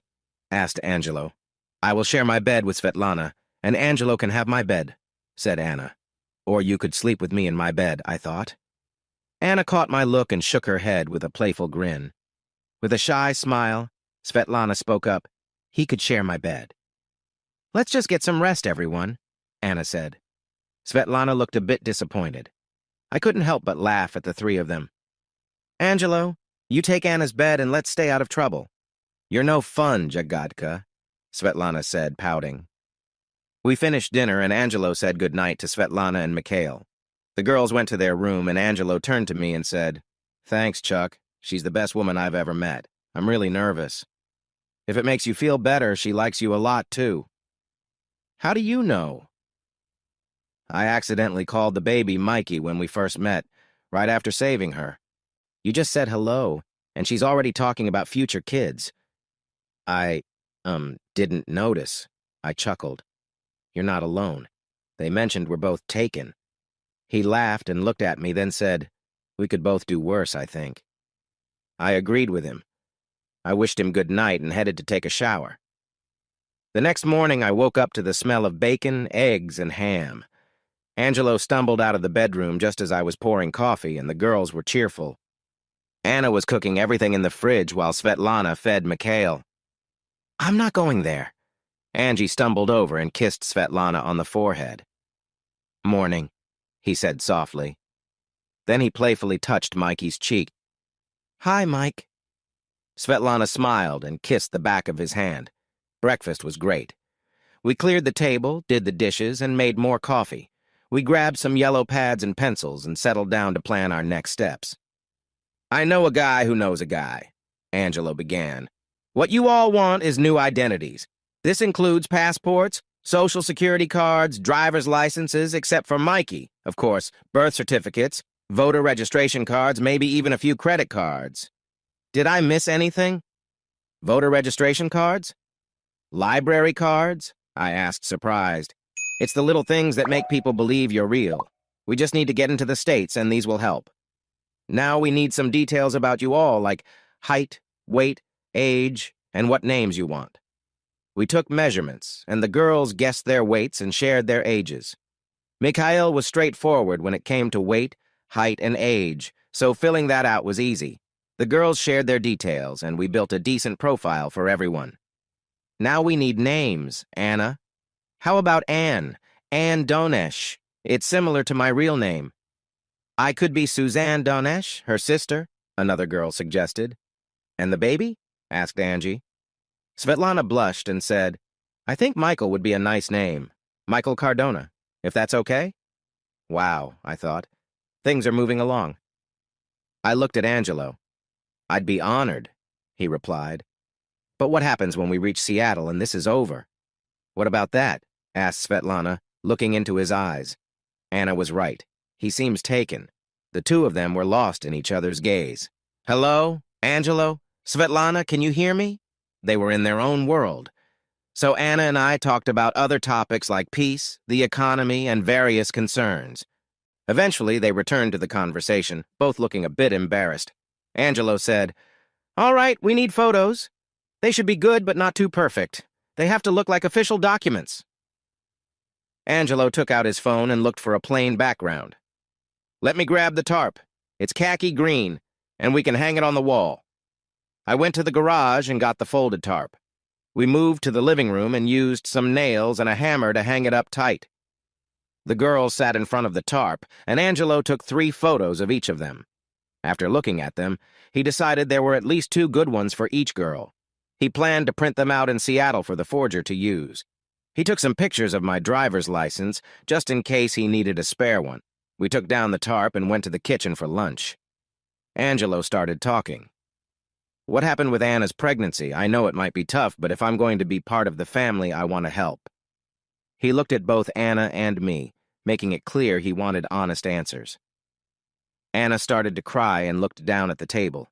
She shared everything with him. His expression changed, and he turned to me. "We need to handle this." I told him about the photos I had and how I sent them to Dmitri. He sat quietly, thinking, and I could see he was getting serious. Finally, he turned to me and said, "Give me your SAT phone." I handed it to him, and he went out onto the back deck into the cold. About 10 minutes later, he came back and handed me my phone. "I took care of it, I think. We'll see." He wouldn't say more. We moved to the living room, and I played some music. I sat in my favorite chair, and Anna sat next to me. The lovebirds, Angelo and Svetlana, sat on the couch and continued their private conversation. "What do you think they are talking about, my dear?" "I think they might be getting serious." I looked at Anna and thought, how did she ever beat me at chess? I gazed into her lovely eyes and said, "Duh!" She playfully punched my shoulder. I continued, "I think you could be looking at your future brother-in-law." She laughed and replied, "Yours too." All right, I guess I'm still a goofball. Maybe that's why Anna beat me at chess. I gave Anna a kiss, and she smiled at me, saying, "I knew you weren't shy." We all sat around, watching Angelo and Svetlana share their own world. We had dinner and some drinks, and Anna and I talked a bit while the other two were lost in their conversation. Around 10 p.m., we decided to call it a night. 35 minutes later, Angelo and Svetlana turned in too. We all said goodnight and went to our rooms. The next morning, we gathered for breakfast. I got a kiss from Anna, who also gave a little wiggle as she walked by. I think Angelo and Svetlana exchanged some friendly greetings. Breakfast was delicious. Anna is a great cook. After cleaning the dishes, we took our coffee and tea into the living room. Little Mikhail was hungry again, so Mommy fed him while we listened to music. And I lost badly at chess again. Time went by. I rarely watched TV except for the occasional football or baseball game. The Seahawks were doing well, but the Mariners not so much. I watched a lot of videos, mostly war movies and documentaries, although I did enjoy one romantic movie, Sleepless in Seattle. Being from the same city, I thought I would like it more than I did. It was a bit disappointing. I watched it once, which was already too much. The girls were not fans of John Wayne or science fiction, so we decided to watch Sleepless in Seattle. As the afternoon went on, the girls made some popcorn. A few minutes into the movie, the phone rang. I picked it up. It was Doc Johansson. "How's everything, Chuck?" he asked. "Pretty good, Doc. What's new?" I replied. "I got the lab results back. Everyone is healthy. Svetlana is a bit underweight, but I'm sure that will get better. Just keep everyone safe and take care of yourself," he said, then added, "Like that's going to happen." "Thanks, Doc. I appreciate it." I hung up and looked at everyone. That was the doctor. He got the test results, I said. The room fell silent. Everyone is fine, and he says we should behave ourselves, whatever that means. I grinned at Anna, and she smiled back. Svetlana looked at Anna, then at Angelo. "Well," she said, "we can give Anna her bed back tonight," with a teasing smile. Angelo seemed unsure. "If you think that's a good idea and Chuck doesn't mind," he said, glancing at me. "Well, you're not sleeping with me, so," I replied. Suddenly, everyone was smiling and laughing. The girls got up together, and Svetlana playfully announced that it was time for bed. Angelo quickly stood up and picked up little Mikey, heading toward Svetlana's bedroom. Svetlana looked at me, then at her sister, and said, "Good night, Violet. Try not to get into too much trouble," before heading down the hall and shutting her door. I turned to Anna, sensing it was time for a decision. "Want to play some chess?" I asked. She laughed and said, "How about we switch it up a bit?" "What do you mean?" I asked, curious. "For every game you win, I'll take off one piece of my clothing," she explained with a smile. She lifted her shirt slightly, playfully teasing me. She looked at me with confidence and added, "I think I can win this one." At that moment, I decided to change my approach. I got up from my chair and went to her, wrapping my arms around her. "I have a better idea," I whispered. "Good idea? Let's head to my room," she said with a smile. We walked to my bedroom together, and I closed the door, not wanting any interruptions. She turned to me and asked, "Are you worried about being disturbed?" I smiled back. "I just don't want the kids to walk in on us. I'm here to take care of things and make the most of this opportunity." She smiled, letting me know the night would be enjoyable. She came closer and knelt down. She unbuckled my belt and unbuttoned my jeans, pulling them down. She then removed my shorts and looked up at me with wide eyes. "Wow. I'm sorry if this isn't what you expected. No one has complained before." I thought about my ex-wife, but I needed to focus on the moment. She smiled and said, "I'm not disappointed. You're just different than I imagined." She looked up brightly and added, "Your ex didn't know what she was missing. This is mine now." Her playful actions made me feel a rush of excitement. I let out a content sigh, closing my eyes for a moment. She paused, smiled, and said, "I enjoy this, and doing it for you. Please don't think less of me." I noticed tears forming in her eyes, either from emotion or reflection. I gently pulled her up and hugged her tightly. "If you ever stop wanting to do this, it will feel like you no longer care for me." She started to cry softly. I took off my shirt and shoes, then lifted her up and carried her to the bed. She was a bit heavier than my last partner, but worth it. She smiled and pointed out, "You're leaving your clothes everywhere." "This is our room," I replied. She beamed and kissed me deeply, a kiss that took my breath away. I lay beside her, teasingly kissing her shoulder, then her collarbone. I could hear her breathing quicken, and she began to squirm with excitement. As I moved lower, she let out soft sounds of joy. I continued teasing her, and she responded with delighted laughter. I could also hear faint sounds from down the hall. "Yes, again, please," a voice yelled, and it reminded me to focus on the moment. She brought my attention back, saying, "Hey, we have things to do." I smiled and gently slid her clothing aside. She giggled and wiggled slightly, ready for more fun ahead. "You may find it hard to keep up with me," she teased with a playful smile. She seemed full of energy and excitement, unable to sit still, her emotions running high. At one point, she became quiet, her eyes welling up. "I'm not who I used to be, am I?" she asked softly, her voice trembling. I met her gaze with reassurance. "You're not. You're the woman I love, the one I want to marry and build a future with. You're everything I've been searching for, the one I should have met years ago." A soft smile spread across her face, and she looked at me with wonder. "There's so much we've yet to share, so many things I've never done before but want to experience with you," she said with quiet confidence. For a moment, I thought back to my time overseas, the lessons learned during my travels. Each experience had shaped me, but none prepared me for how deeply I'd care for her.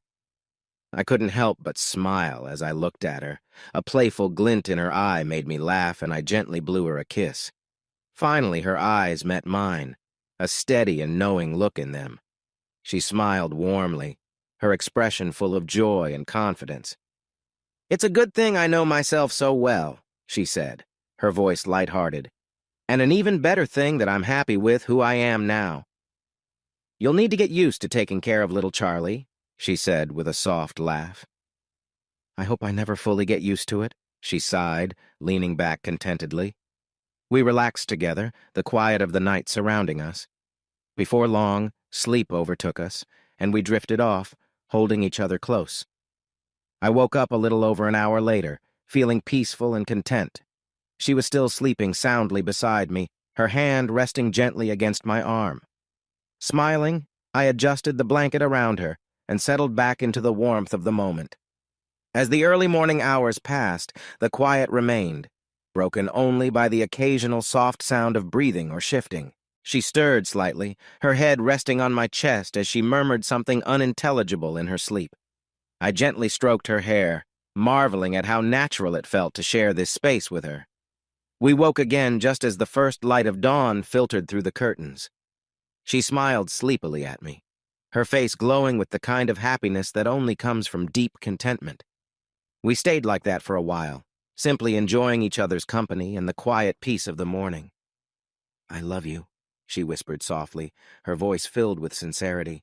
"I don't know how I got so lucky, but I'll never let you go." I smiled, feeling the weight of her words settle warmly in my chest. "I love you too," I replied, "and I don't plan on going anywhere." As the clock ticked toward 7 a.m., we finally began to stir, ready to face the day ahead. The connection we shared, stronger now than ever, carried a sense of belonging that made everything else seem insignificant. I playfully tickled my partner, making her giggle and curl up. I crawled out of bed and hurried to the bathroom. Soon, Anna came in to keep me company. After I was done, she kindly helped me with some paper. I smiled and enjoyed the moment, feeling happy. "I must look after my new friend. He means a lot to me now," she said, giving me a warm smile. We got dressed and went to the kitchen. It was quiet with no one else around. Anna began cooking, heating some water and making coffee. She hummed a Russian song, and I asked her what it was. "It's a Russian lullaby. You sing it for someone special," she said, glancing around. "I don't see anyone else here," she giggled. How sweet. We enjoyed our coffee and breakfast while waiting for the others. "You don't think they're in trouble, do you?" Anna asked, looking a little worried. Just then, the door down the hall opened, and the two of them came out, carrying a baby. Svetlana looked like a lovesick teen, and Angelo had a huge smile on his face. They floated into the kitchen, greeting us with a cheerful good morning. I looked at my watch and said, "Oh, I thought it was later. Where have you two been?" They blushed and shyly looked down, smiling. Uh, we lost track of time, Angelo admitted, squeezing Svetlana's hand. She looked up at him with admiration in her eyes. Did you know he hurt his leg in the war? He has a prosthetic leg but still does great, she said, gazing at him with wonder. Angelo's face turned bright red. Yes, we heard, I replied, grinning. Anna giggled quietly. Angelo, feeling bold, teased. Well, your room wasn't exactly quiet last night either. Anna sputtered coffee everywhere. Oh, you heard that, she exclaimed. I couldn't resist jumping in to defend her. Your sister got startled by a big snake. Anna shot me a glare while the other two stared in surprise. All right, time for breakfast, Anna announced. She set the table with scrambled eggs, toast, bacon, orange juice, tomato juice, coffee, and tea. Then she playfully blew in my ear. We need to keep the snake strong, she laughed. We all sat down, and even Mikhail joined us for breakfast. We shared laughs and stories from our past. Angelo explained how he lost his leg, and Svetlana listened with a mix of awe and sympathy. After breakfast, we cleared the table and moved to the living room. Angelo, Svetlana, and Mikhail settled on the couch while I relaxed in my recliner with my favorite cushion. Anna was doing a great job with my neck surgery when the phone rang. I reached over to answer it while Anna playfully touched my cheek. Hello, I said. You must be Charles Carson. Yes, I am. Who is this? I'm the father of your close friend. Is he behaving? I glanced over at Angelo, who was playfully whispering to Svetlana, making her laugh. Sort of, sir. He chuckled. Tell him the favor he asked for is in motion. Do you have TV reception there? Yes, sir. I have a dish. You might want to check the evening news. Tell him his mother says hello and to treat that young lady with respect. Also, I'm very proud of him. Then the line went silent. Who was that? Angelo asked. It was Angelo Cardona Sr., I replied. Angelo nearly fell off the couch. He mentioned something about the favor and advised us to watch the news. What do you think he was talking about? I reached out to my dad for some help. I paused. I figured he could assist us with our problem. I checked my watch. It was around 1 p.m., so we had some time before the news. We enjoyed music and chatted.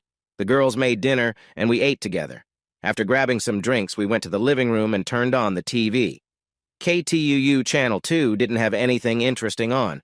It was 6:05, just as the news was starting. I switched to Channel 11 KTVA. Still nothing.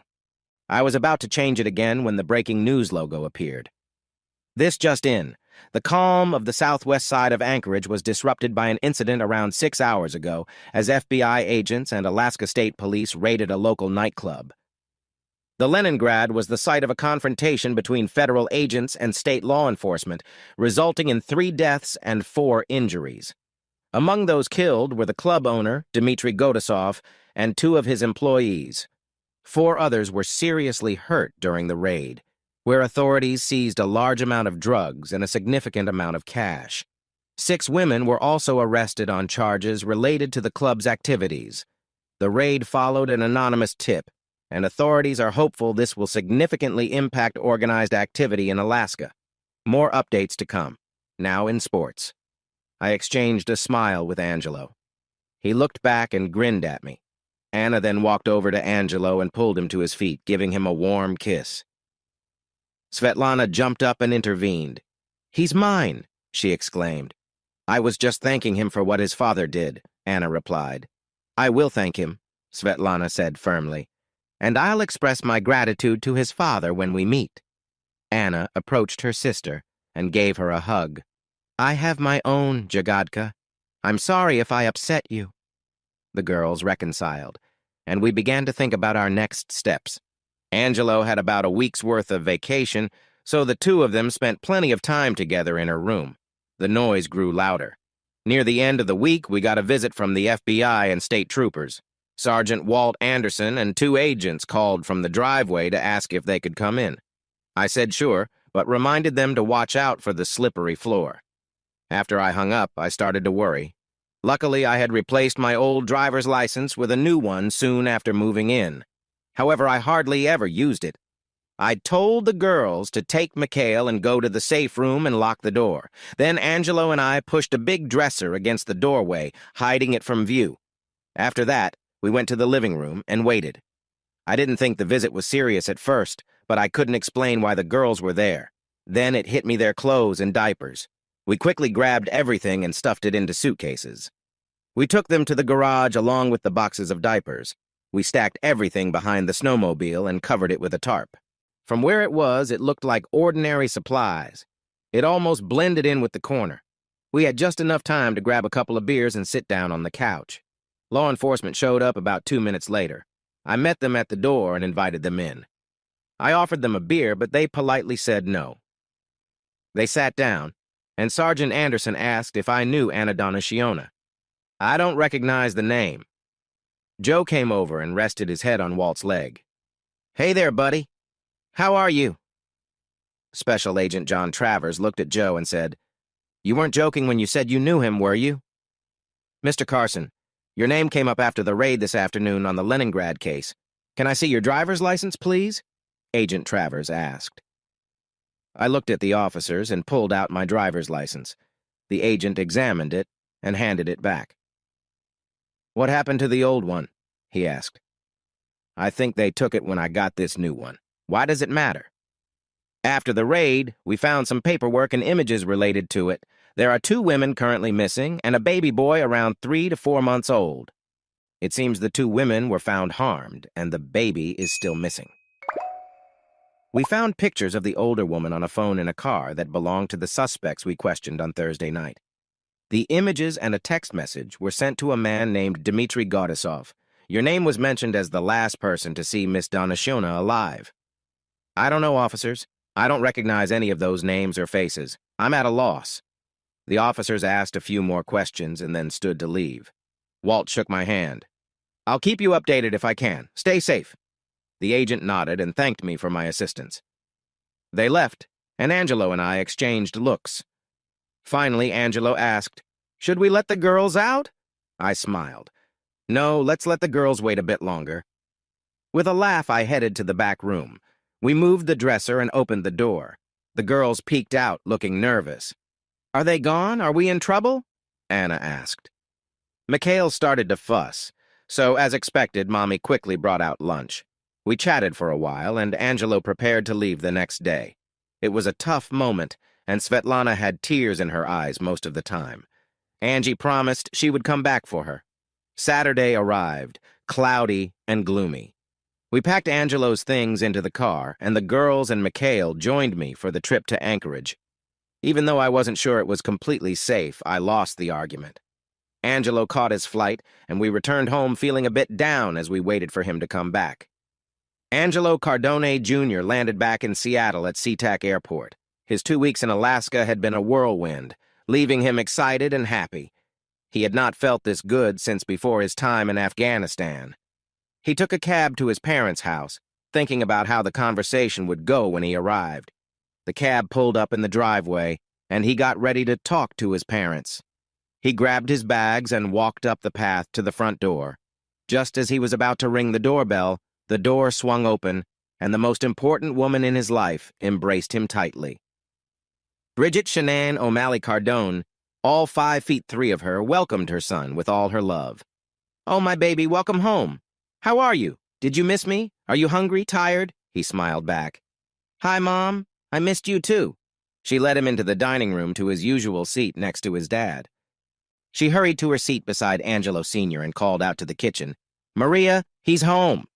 His dad sat there with a warm smile. I see you've met the boss, he chuckled. Is she always like this? Angelo smiled.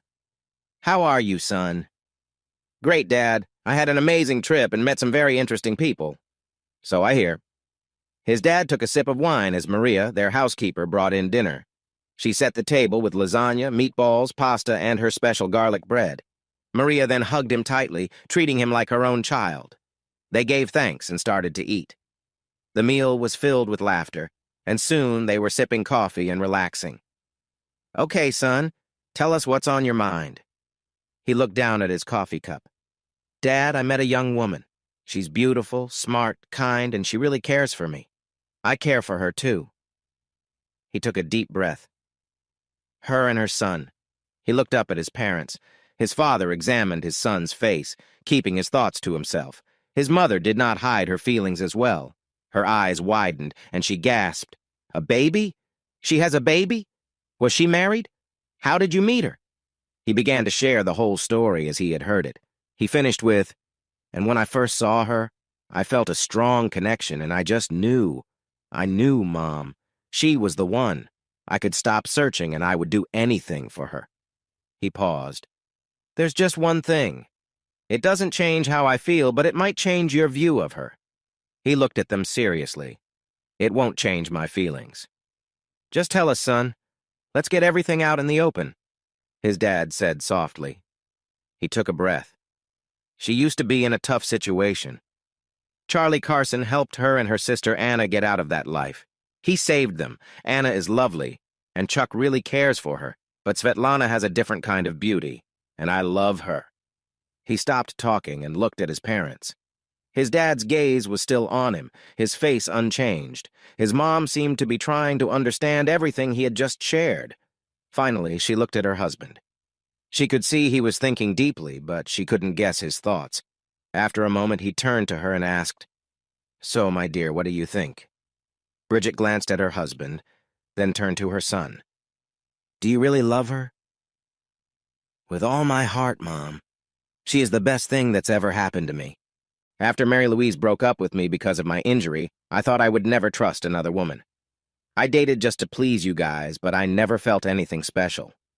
When Svetlana saw me, I felt lucky.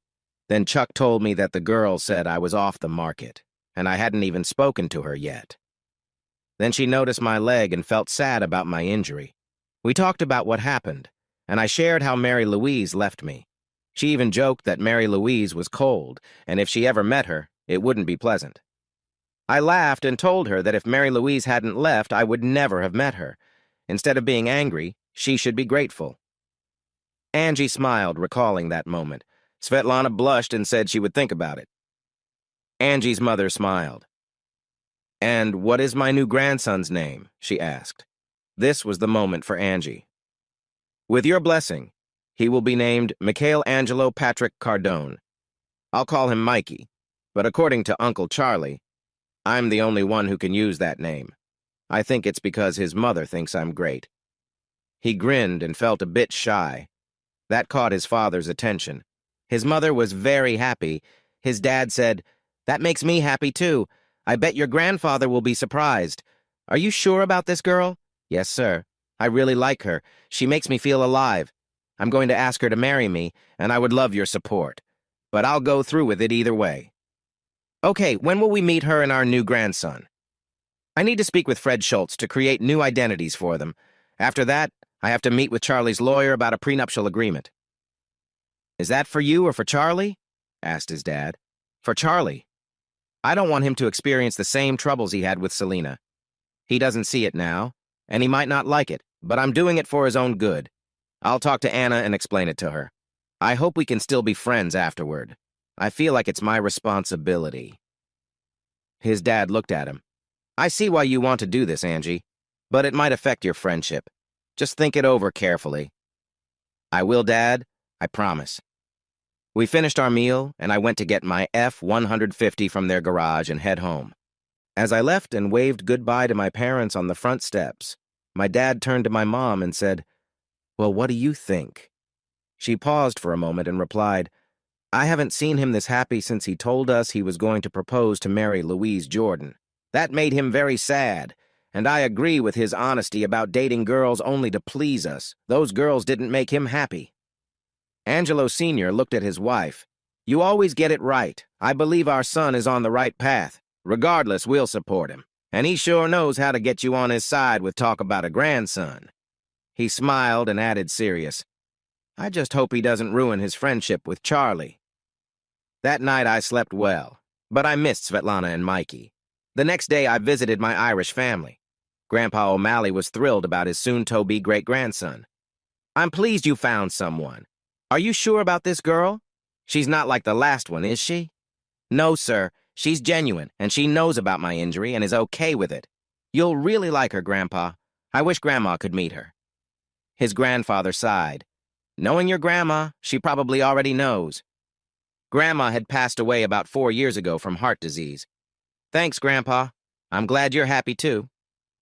After saying my goodbyes, I went home to watch some football.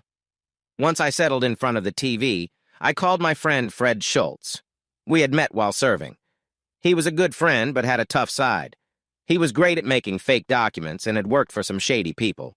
He did good work but charged a lot. Luckily, he owed me a favor. I dragged him out of a burning car just as I got hurt in my leg. I called Fred and reached him on the third try. "This better be important," he laughed. "The Seahawks are about to score. Fred, I need a favor." "Anything for you, buddy, you know that." I explained what I needed and why. "Why don't I come over in about 20 minutes to get the information? I can start working on it tomorrow." "Sounds good, Fred, thanks." "No problem, just make sure Arlene and I get invited to the wedding." "You got it, buddy." Fred and his wife, Arlene, arrived about 20 minutes later. "Get me a beer," Fred called as he entered. Arlene told him to behave and came over to hug me. "So tell me about this young lady. Does she have a child?" "Yes, and I care for her a lot." I then shared everything I knew and what I needed from Fred. "Well, it's all possible, but it will cost a lot. I'll cover Svetlana and the baby's costs. Just charge Chuck for Anna. Can you wait to bill him until he gets back?" "Yeah, I can call in some favors and arrange everything. You guys can pay later." He turned to his wife. "Otherwise, I'll be using your spare bedroom." Arlene smiled and gave him a quick kiss. "I love happy endings," she added. On Monday morning, I went to see Judge Deborah Guests. Her assistant led me into her office, and I introduced myself as Charles Carson's friend. "Ah, yes. How is Mr. Carson? I haven't heard from him since his divorce." "He's doing well, ma'am. I'm here because he's getting serious with someone, and I'm trying to help him out." I explained the details of his new relationship. "Well," she said, "you can get the prenup agreement, but it needs to be notarized to be valid. How will you manage that?" "I'm hoping it's not needed. If I explain it to Anna and what it means, I hope she will sign it without worry. Then, when she gives it to Chuck, I think he will tear it up. I believe they care enough for each other that money won't be a problem." She looked at me carefully. "This could backfire on you, Mr. Cardone. Are you sure you want to pursue this? And why 2 prenups? Well, you see, never mind, I don't need to know. I'll get the papers prepared for you." While her assistant worked on the documents, we chatted. I noticed a photo on her desk of her and a little girl who looked about 2 years old. "Yes," she said, "that's our daughter. We adopted her about 1.5 years ago." Then she paused and looked at me. "You know, Dr. Carson and his wife wrote a great letter supporting our adoption. They appreciated my work on Charlie's case during his divorce. So I really care about his happiness." She looked at me and said, "Don't mess this up. One thing people often think about Mr. Cardona is that because he has Italian roots, he's connected to the mob. The only family he has ties to are Mrs. Cardona and Angelo Jr. However, he served in military intelligence while in the Marine Corps and was also briefly with the FBI after that.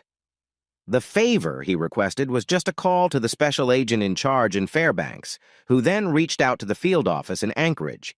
After the police activity, the agent in charge in Anchorage called his boss in Fairbanks, who called Mr. Cardona to thank him for the tip and said he owed him one. Angelo's dad began to make plans based on what he knew. Things started coming together.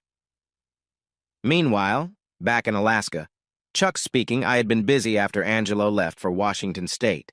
We drove to Girdwood, where I went into Dr. Johansson's office to talk with his assistant, Charlotte Damas. She was in their small break room, enjoying coffee and reading a medical journal. Looking up, she said, "Mr. Carson, right? I don't have you down for an appointment, so this must be a social visit." She smiled. "How can I help you?" She was friendly, but married to a former Army officer who worked for the Department of Highways. I had an idea I thought would benefit everyone.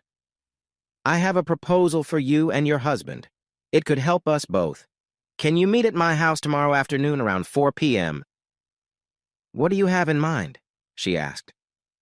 "Something good for all of us, I promise. Just join us for about an hour." She thought for a moment and then said, "Sure, we could use a little break."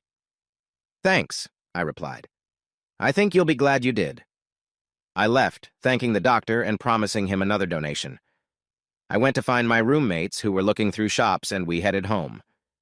Once at home, I called a charter company in Anchorage to ask about a one-way trip to Seattle for 4 adults, 1 baby, and a large dog. They gave me the price for a chartered Falcon 20 plane with 2 pilots and a flight attendant. I confirmed it was okay and asked how much notice they needed. They said 2 weeks. I thanked them and put my notes away, waiting for Angie to get what we needed. We prepared for our meeting the next afternoon. I spent some time in the garage while the girls tidied up the house to make it look less like a typical bachelor pad. Svetlana was feeling down, really missing Angelo. Anna felt bad for her sister and made an effort to keep things quiet at night. We spent some quiet moments together. I wasn't sure how all of that worked, but Anna seemed to know what to do. Little Mikey was feeling down and a bit whiny. Uncle Charlie tried to cheer him up, but it just wasn't the same. He missed his new friend. The next day came and we woke up to a light layer of snow. I turned up the heat a bit and started a nice fire. It felt warm and cozy. By noon, the snow had stopped, so we went outside to play for a while. At 4 o'clock, the Damos arrived. An old Chevy truck that looked like it had seen better days pulled up. David and Charlotte Damos got out, and you could see right away that they cared about each other. They were bundled up and holding hands. I thought they would fit right in. We welcomed them into the house, and the rest of the group came over to say hello. "This is a lovely home. Thank you for inviting us." "We're not sure how we can help," David said. "We're planning to move back to the States. I don't want to sell this place or the vehicles. I know starting fresh is hard. I'd like you to move in here, use our vehicles, and take care of the place. If we visit again, we would have a spot to stay. You could save on rent or mortgage payments for yourselves," I explained. "Why would you help us?" David asked. "We don't know you." "I'm impressed by what your wife is doing here. I served in the military, and I appreciate the sacrifices you've made, too. We can support each other. It's a win-win." "I'm not sure," David replied. "Also," I said with a smile, "that truck of yours looks like it's ready to give up. I've got a well-maintained Ford Excursion in the garage and a 3-year-old Jeep Wrangler outside. If you take good care of them, I'll be happy to let you use them. Come on, let's look around." We showed them the 3 bedrooms, 2.5 baths, kitchen, living room, and garage. I explained the solar panels, the floodlight controls, and various remotes. I also shared details about the property layout. We ended back in the living room where Svetlana was feeding Mikhail. Charlotte looked thoughtful. "We could start a family, David," she said. He smiled back at her. "Okay, sweetie, let's do this. It seems like it helps everyone." We prepared dinner and shared a pleasant meal together. Afterward, we chatted a bit. David suggested we write down our agreement.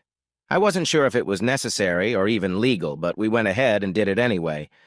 We signed the document and had Anna sign as a witness. After I told them we would stay in touch, they headed home. "Probably in 2 weeks, then you can move in," I said. "Thanks, Mr. Carson." Why do I feel so old? The next day, I called my parents.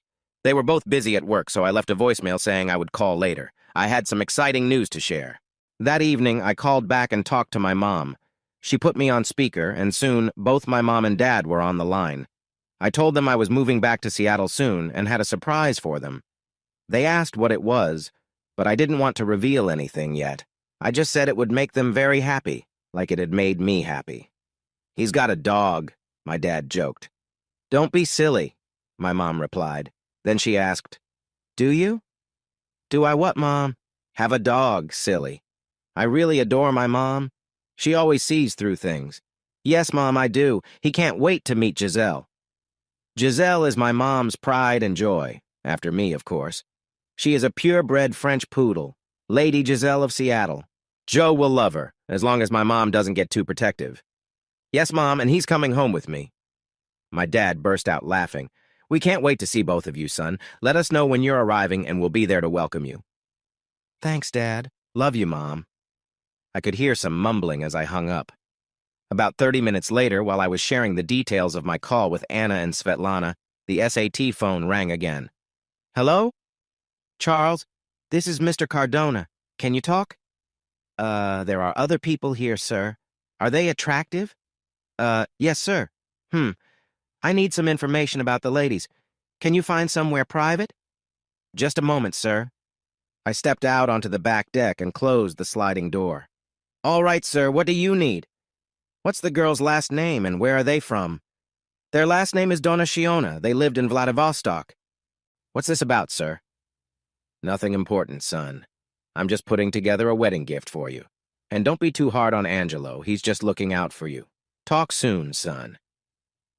That was intriguing. I went back inside and sank into my chair, trying to understand what had just happened. My favorite blanket came over and settled in my lap. "Is everything all right, dear?" "I think so." Back in Seattle, Angelo speaking things moved fast. Fred called me 2 days later saying he had everything except the Social Security cards. I started to make plans. I booked a table at O'Malley's, the best restaurant on the southeast side of Seattle. My mother owned it, so I might be a bit biased. I invited Chuck's parents, along with his brother, sister, and her husband. I wanted everyone to meet each other. I went to my parents' house and had dinner with them. My dad was hiding something from me, but he wouldn't say what it was. The next day, Fred called to say everything was ready. I contacted Deborah Guest's office and went to get the prenuptial agreements. I was getting ready to go back to Alaska. I called Chuck to tell him I would be back in 2 days and asked if he could pick me up at the airport. I gave him my flight details, and he said he would be there. Back in Alaska, Chuck speaking. We took it easy for the rest of the week, and finally, Saturday came. I drove to Anchorage with 3 excited passengers. We picked up Angie at arrivals, and Svetlana was casually attending to my friend. We got his bags and headed to the truck. When we got home, Svetlana handed Mikhail to Anna, saying, "Here, watch your nephew." Then she took Angie's hand and led him to her bedroom. I heard the door close, then lock. About 5 minutes later, we heard some unexpected noises. "What are they doing, Mommy? Are they fighting?" Anna asked. Anna looked at me like I should find something else to do. "Focus, cowboy. We don't have to be quiet anymore." I chuckled and went over to pick up little Mikey. After a couple of loud hours while we were having lunch, they came out of the bedroom looking a bit embarrassed and, well, flustered. Anna shook her head while I chuckled even more. They sat at the table quietly holding hands and looking down at their plates. Svetlana looked up with a grin and said, "Angelo proposed to me." She giggled and smiled at Angelo. "Proposed what?" I asked, pretending to be clueless. The looks I got made it clear I was in trouble. I smiled and congratulated them. We finished lunch and cleaned the dishes. Angelo seemed a bit nervous and asked Anna if they could talk alone. So Svetlana and I took Mikhail to the living room. Angelo sat across from Anna and took a deep breath. "Anna, I see how much you and Chuck care for each other. You know about his past and what he went through. I'm your friend and I care about both of you. I want to make sure you're both okay. Plus, Svetlana would not forgive me if I upset you." Anna smiled and replied, "What's on your mind, Angelo?" "As my future brother-in-law, you have to be honest with me, or Svetlana will be after you." I smiled, then became serious. "Do you know how much Charles has?" She looked back at me. "I've asked a few times, but he won't say. I assume it's a lot." "It's over $12 million, I said. Her eyes widened, and she took a sharp breath. "Oh my God, why didn't he say anything?"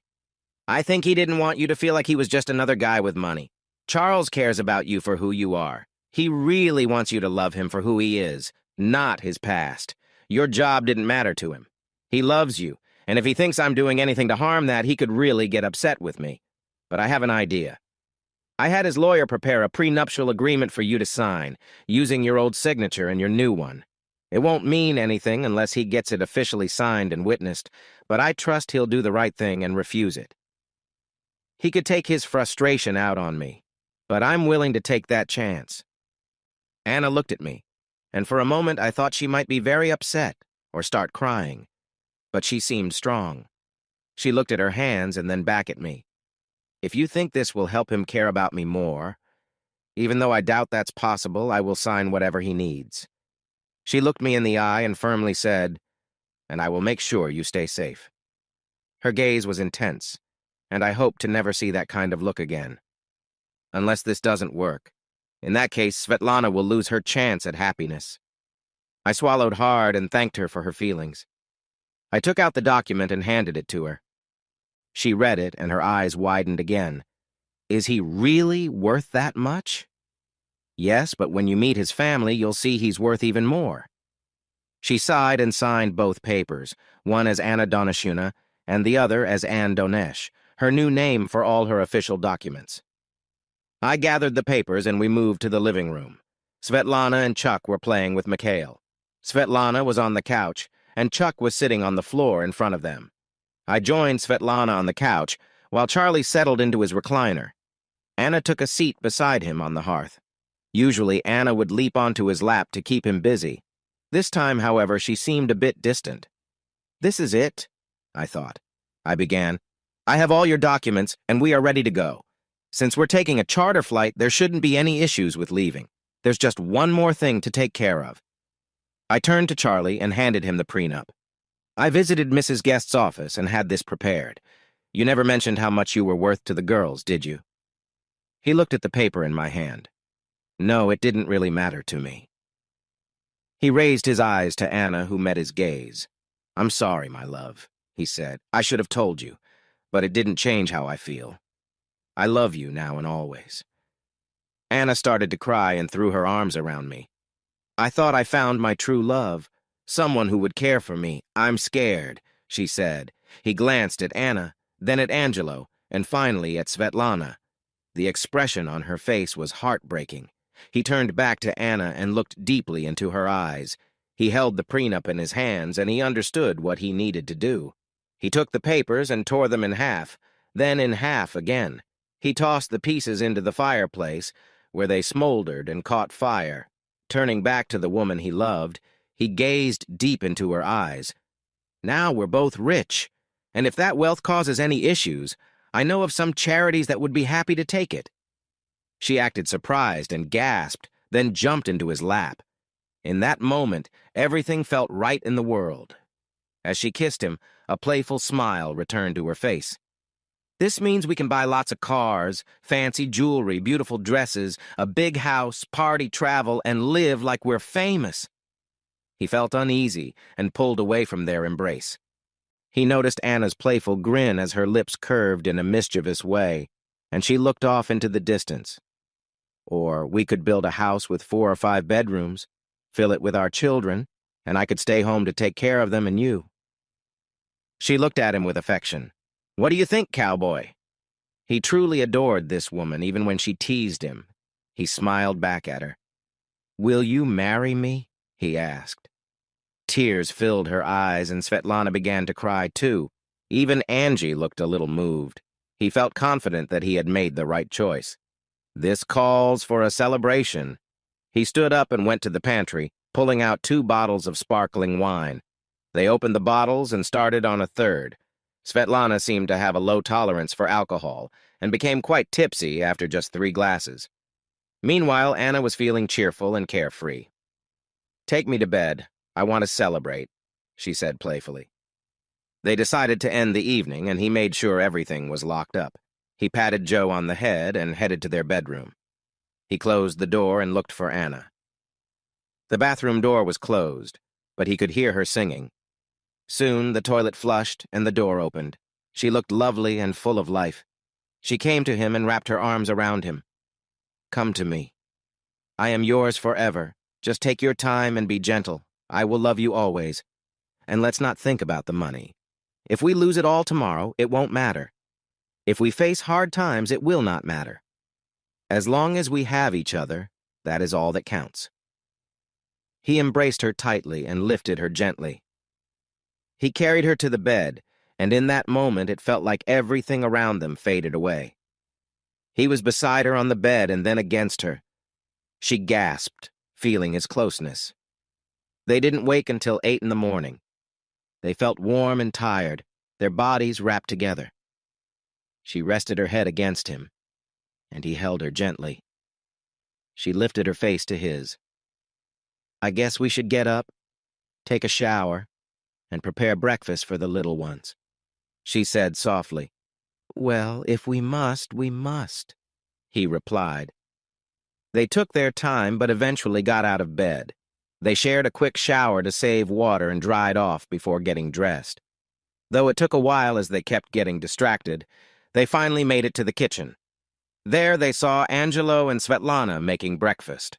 Little Mikhail was drinking formula since his mother was still careful. "Good morning, little ones," Anna said cheerfully, perhaps a bit too loud. "Oh, my head," Svetlana groaned. Angie laughed and said, "We didn't have much fun last night. At least she snores when she's tired." "I do not," Svetlana said, gently rubbing her head and sipping coffee. She looked at them and managed a smile. "I can't handle champagne. 2 glasses is my limit. I think I had 3, she said, then smiled shyly. Angie chuckled a little as he arranged the scrambled eggs and sausage. Anna and I both laughed lightly at her comment. "We'll have to stick to ginger ale at our wedding. At least I will," Svetlana said. After breakfast, they cleaned up and moved to the living room with their coffee. I called Northern Air Charters in Anchorage to arrange our flight to Seattle. The woman on the line asked if we could go in a week instead of 2. She mentioned they had a return flight from Seattle-Tacoma available then, which would be a better option. I agreed, then called Charlotte and David Damas. I told them about our plans and mentioned that the excursion would be at Northern Air Charters next Tuesday, and the house would be theirs. They were thrilled and thanked me, saying they would cherish the house and make it a home. We spent the rest of the time getting everything ready and packing clothes. I also called Seattle and spoke with someone at Enterprise Rent-A-Car. I reserved a Lincoln Navigator for our arrival. We spent the rest of the week enjoying each other's company and preparing to leave. I made a list of instructions for taking care of the house. We discussed how our families would react when we returned home. The girls felt a bit nervous about meeting our families. After all, their past jobs were not exactly what you'd call traditional. I told Anna that my mom and dad would love her because I did, and she was so much better than Selena. Angelo told Svetlana that she fit right in. After all, she was giving his parents a reason to be happy with a new grandson. Saturday came, and we got up to make breakfast. We loaded the dishwasher, started it, and tidied up the house. Then we dressed and finished packing. We loaded everything into the excursion and headed to the airport. 45 minutes later, we arrived at the Northern Air Charters terminal and checked in. One of the workers greeted us and handed me a pill for Joe. It's standard for bigger dogs on long flights, especially if they haven't traveled before. It just helps calm them down. Joe was not picky, so taking the pill wouldn't be a problem. The co-pilot came and led us to the Falcon 20F airplane, which was ready for us. We boarded the plane, and Joe was calm, acting like a pro traveler. We buckled up and rolled out for takeoff. The airplane lifted off, climbing higher and heading southeast toward Washington State. About 3 hours later, we landed at Seattle-Tacoma International Airport. We went to the Garrett Area Search Terminal and got off the plane. A young woman was waiting there with keys and forms for us. I signed everything, and we headed out to the Lincoln. We gave Angelo, Svetlana, and Mikhail a ride to long-term parking. They got out and thanked us for our help. Don't forget, there's a private gathering at O'Malley's tomorrow afternoon at 3 p.m. Don't be late. We'll be there, no worries. We drove toward my parents' house. As we went along, Anna got more and more anxious. Finally, she started to cry and put her head in her hands. I looked at her and slowed down, pulling over to the side of the road. "Okay, take a deep breath and let it out. Now, what's bothering you?" "I'm scared, darling. I'm meeting your parents for the first time, and they will know about my past. They might not understand and may not like me." I looked at her gently. "They won't dislike you. You are the love of my life. You are nothing like my ex-wife, and that alone is already a huge plus. You are the person I want to spend my life with, darling. We're going to have a family together. My family will love you. I promise." She looked at me, her eyes a bit red, searching my face for reassurance. "I want to believe you, but I am scared." "Did you think I would let you go in alone? We are a team. We will face this together. Just trust me, we will make it through this, my love." She smiled and looked into my eyes. "I do trust you, Jagatka. You have given me so much already. I trust you."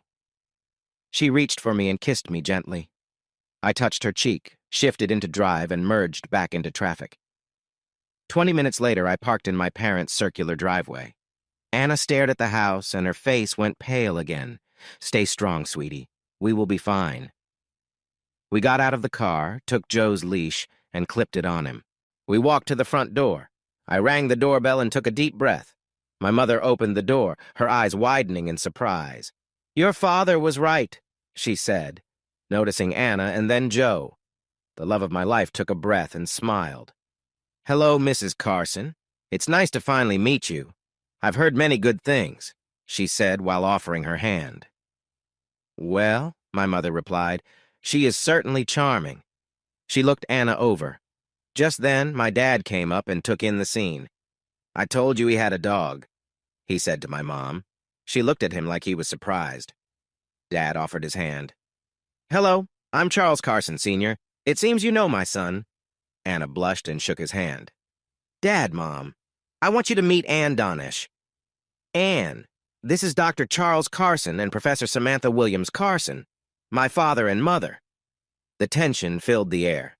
Finally, "Well," my dad said, "I don't think she seems inappropriate." Mom shot him a look. Then she turned back to Anna. "It's nice to meet you, dear." She looked at me next. "She's a lovely girl, and I don't sense anything bad about her." Mom smiled. Anna turned to me with a curious expression. "Long story. I will explain later. Can we come in?" "Of course, son," Dad said. "Good-looking dog." He knelt down and petted Joe. "I've got a treat for you, buddy." He winked at my mom. Again, he earned a look from her. He chuckled and stood up. We moved to the living room, and Dad asked if we wanted something to drink. I chose a Coke. My mom went for white wine. It seemed she might need it. Anna asked for water and looked a bit anxious. "So what brings you home, son?" Dad returned from the kitchen with our drinks. My mother settled into her favorite chair, and Dad sat in his recliner. Anna and I sat on the couch facing them. "Mom, Dad, we are moving back to Seattle. We are getting married. We would love your blessing." Poor Anna could not hold on any longer. "I was in a tough situation. Your son rescued me. He saved my life. I love him deeply. But I don't want to hurt him or his family. If you don't approve, I will go back to Alaska." Tears rolled down her cheeks. She was breaking down. I knelt beside her to offer comfort. My mother and father exchanged glances, the kind familiar to those who have been married a long time. They were finishing each other's sentences. "There's a story in our family. Chuck hasn't heard it," my dad said. "It's about his grandmother." My mom laughed. "It's about time he heard this," she replied. "Anyway," my father continued, "Chuck's grandfather fell in love with a dancer. His parents didn't like it. He married her anyway. Now she enjoys the sun on a boat in Florida." "What?" I thought to myself. "They seem very happy." My mother got up and went to Anna. She knelt in front of her. "Dear, you are already much better than his former wife. You have a kind heart. And if he truly cares about you in his words and actions, then we would be silly to stop this," she said. My mother hugged Anna. "Besides," she added with a laugh, "a strong partner would be good for him." My dad joined in the hug with a smile. I felt relieved. Joe came over and gently nuzzled Anna's hand. Then I shared our story, what had brought us here. I left out some parts. I thought they didn't need to hear about their son standing up to two guys at the club, and filled them in on everything else. I also mentioned the gathering at O'Malley's restaurant the next day. "I got a call yesterday from Angelo's dad about a family get-together. Now I understand a bit more," said my dad with a knowing smile. "We talked about where everyone would sleep, and I suggested that Anna could use my sister's old room." My dad looked at me and shook his head. "I'm not so old that I haven't noticed you two are together. Just keep it down, okay?" My mom rolled her eyes. He laughed and looked pleased. The Cardona family, Angelo and his family, pulled into the driveway of his parents' house. As soon as he turned off the engine and opened the door, the front door swung open. The small matriarch of the Cardona family rushed down the walkway. She reached the passenger side just as Svetlana stood up and adjusted her skirt. Bridget ran into her and wrapped her in a warm hug. "Oh, my dear. Welcome to our home. Now, where is he?" "I'm sorry," Svetlana replied, confused. "Mikhail Angelo Patrick Cardona, of course. My grandson," Svetlana laughed.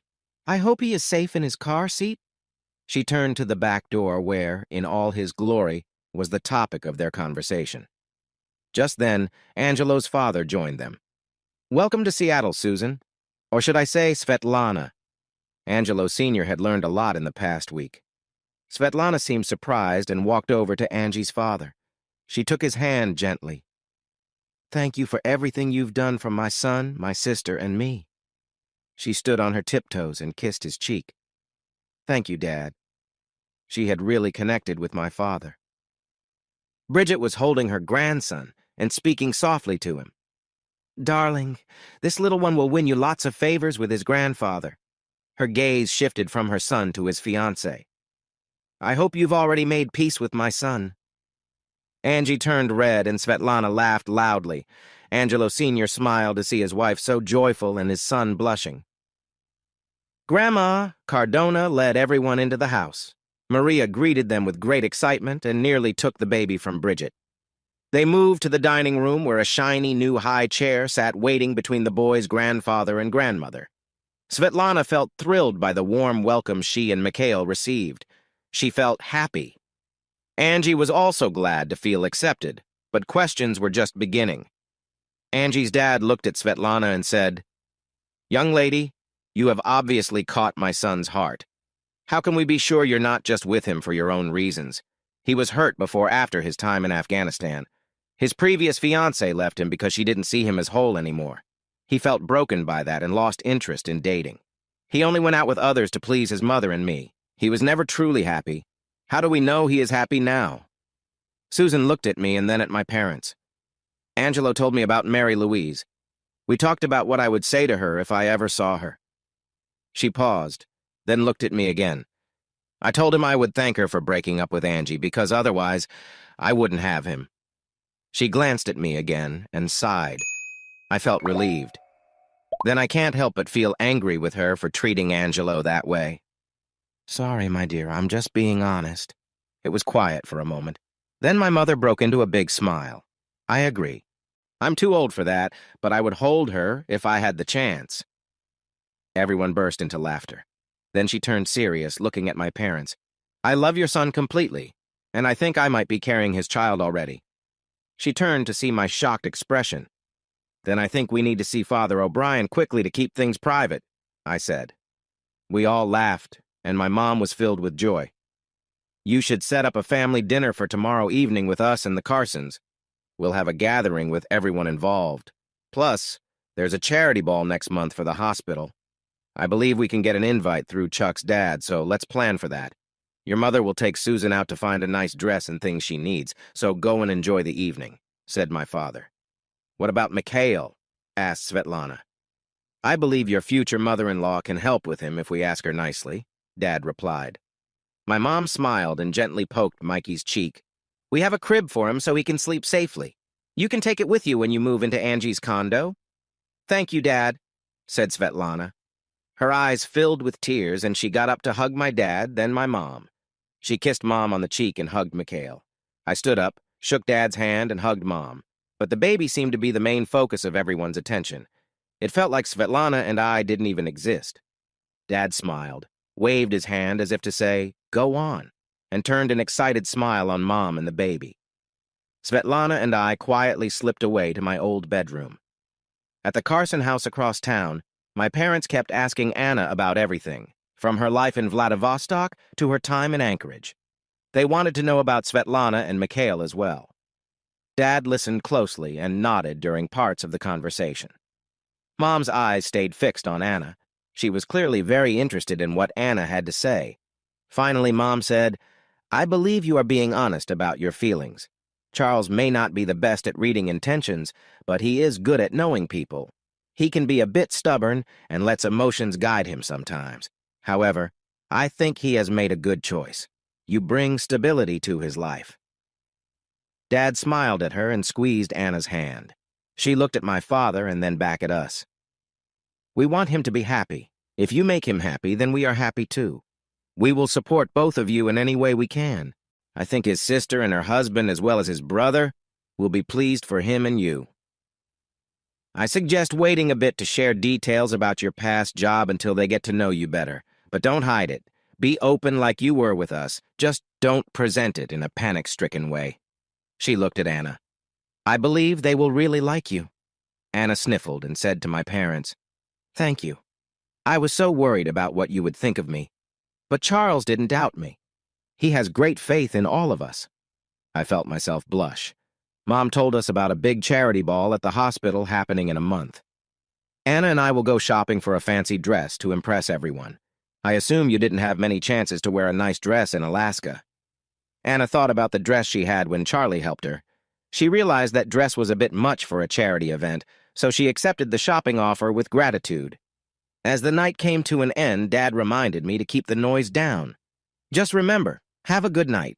He smiled at me, took Mom's hand, and led her off to bed. "What will they think of us? They are going to figure out what we are doing," Anna said, looking a bit scared. I hushed her and told her to listen. As we changed into our night clothes, I heard music starting on my parents' stereo. Johnny Mathis's "A Certain Smile" floated through the air. I smiled and held Anna close. "Why are you laughing?" she asked. I smiled wider and replied, "Dad is really going all out tonight." When he and Mom wanted to spend some private time together, they would play music so my brother, sister, and I wouldn't hear them. I looked at her. Mom likes to be loud. That song is their wedding song. It makes it special. The more they turn it up, the more serious things are. The music got a bit louder. I could tell Anna was thinking. Then she smiled. "I think I owe your father a thank you, Kroshka. I should show my appreciation to him." "Hey, you're with me. He's not available." We both fell onto the bed, and I thought about my dreams from my teenage years. The next day, the ladies went shopping and met at the mall. The sisters chatted in Russian, and Samantha Carson and Bridget Cardona introduced themselves.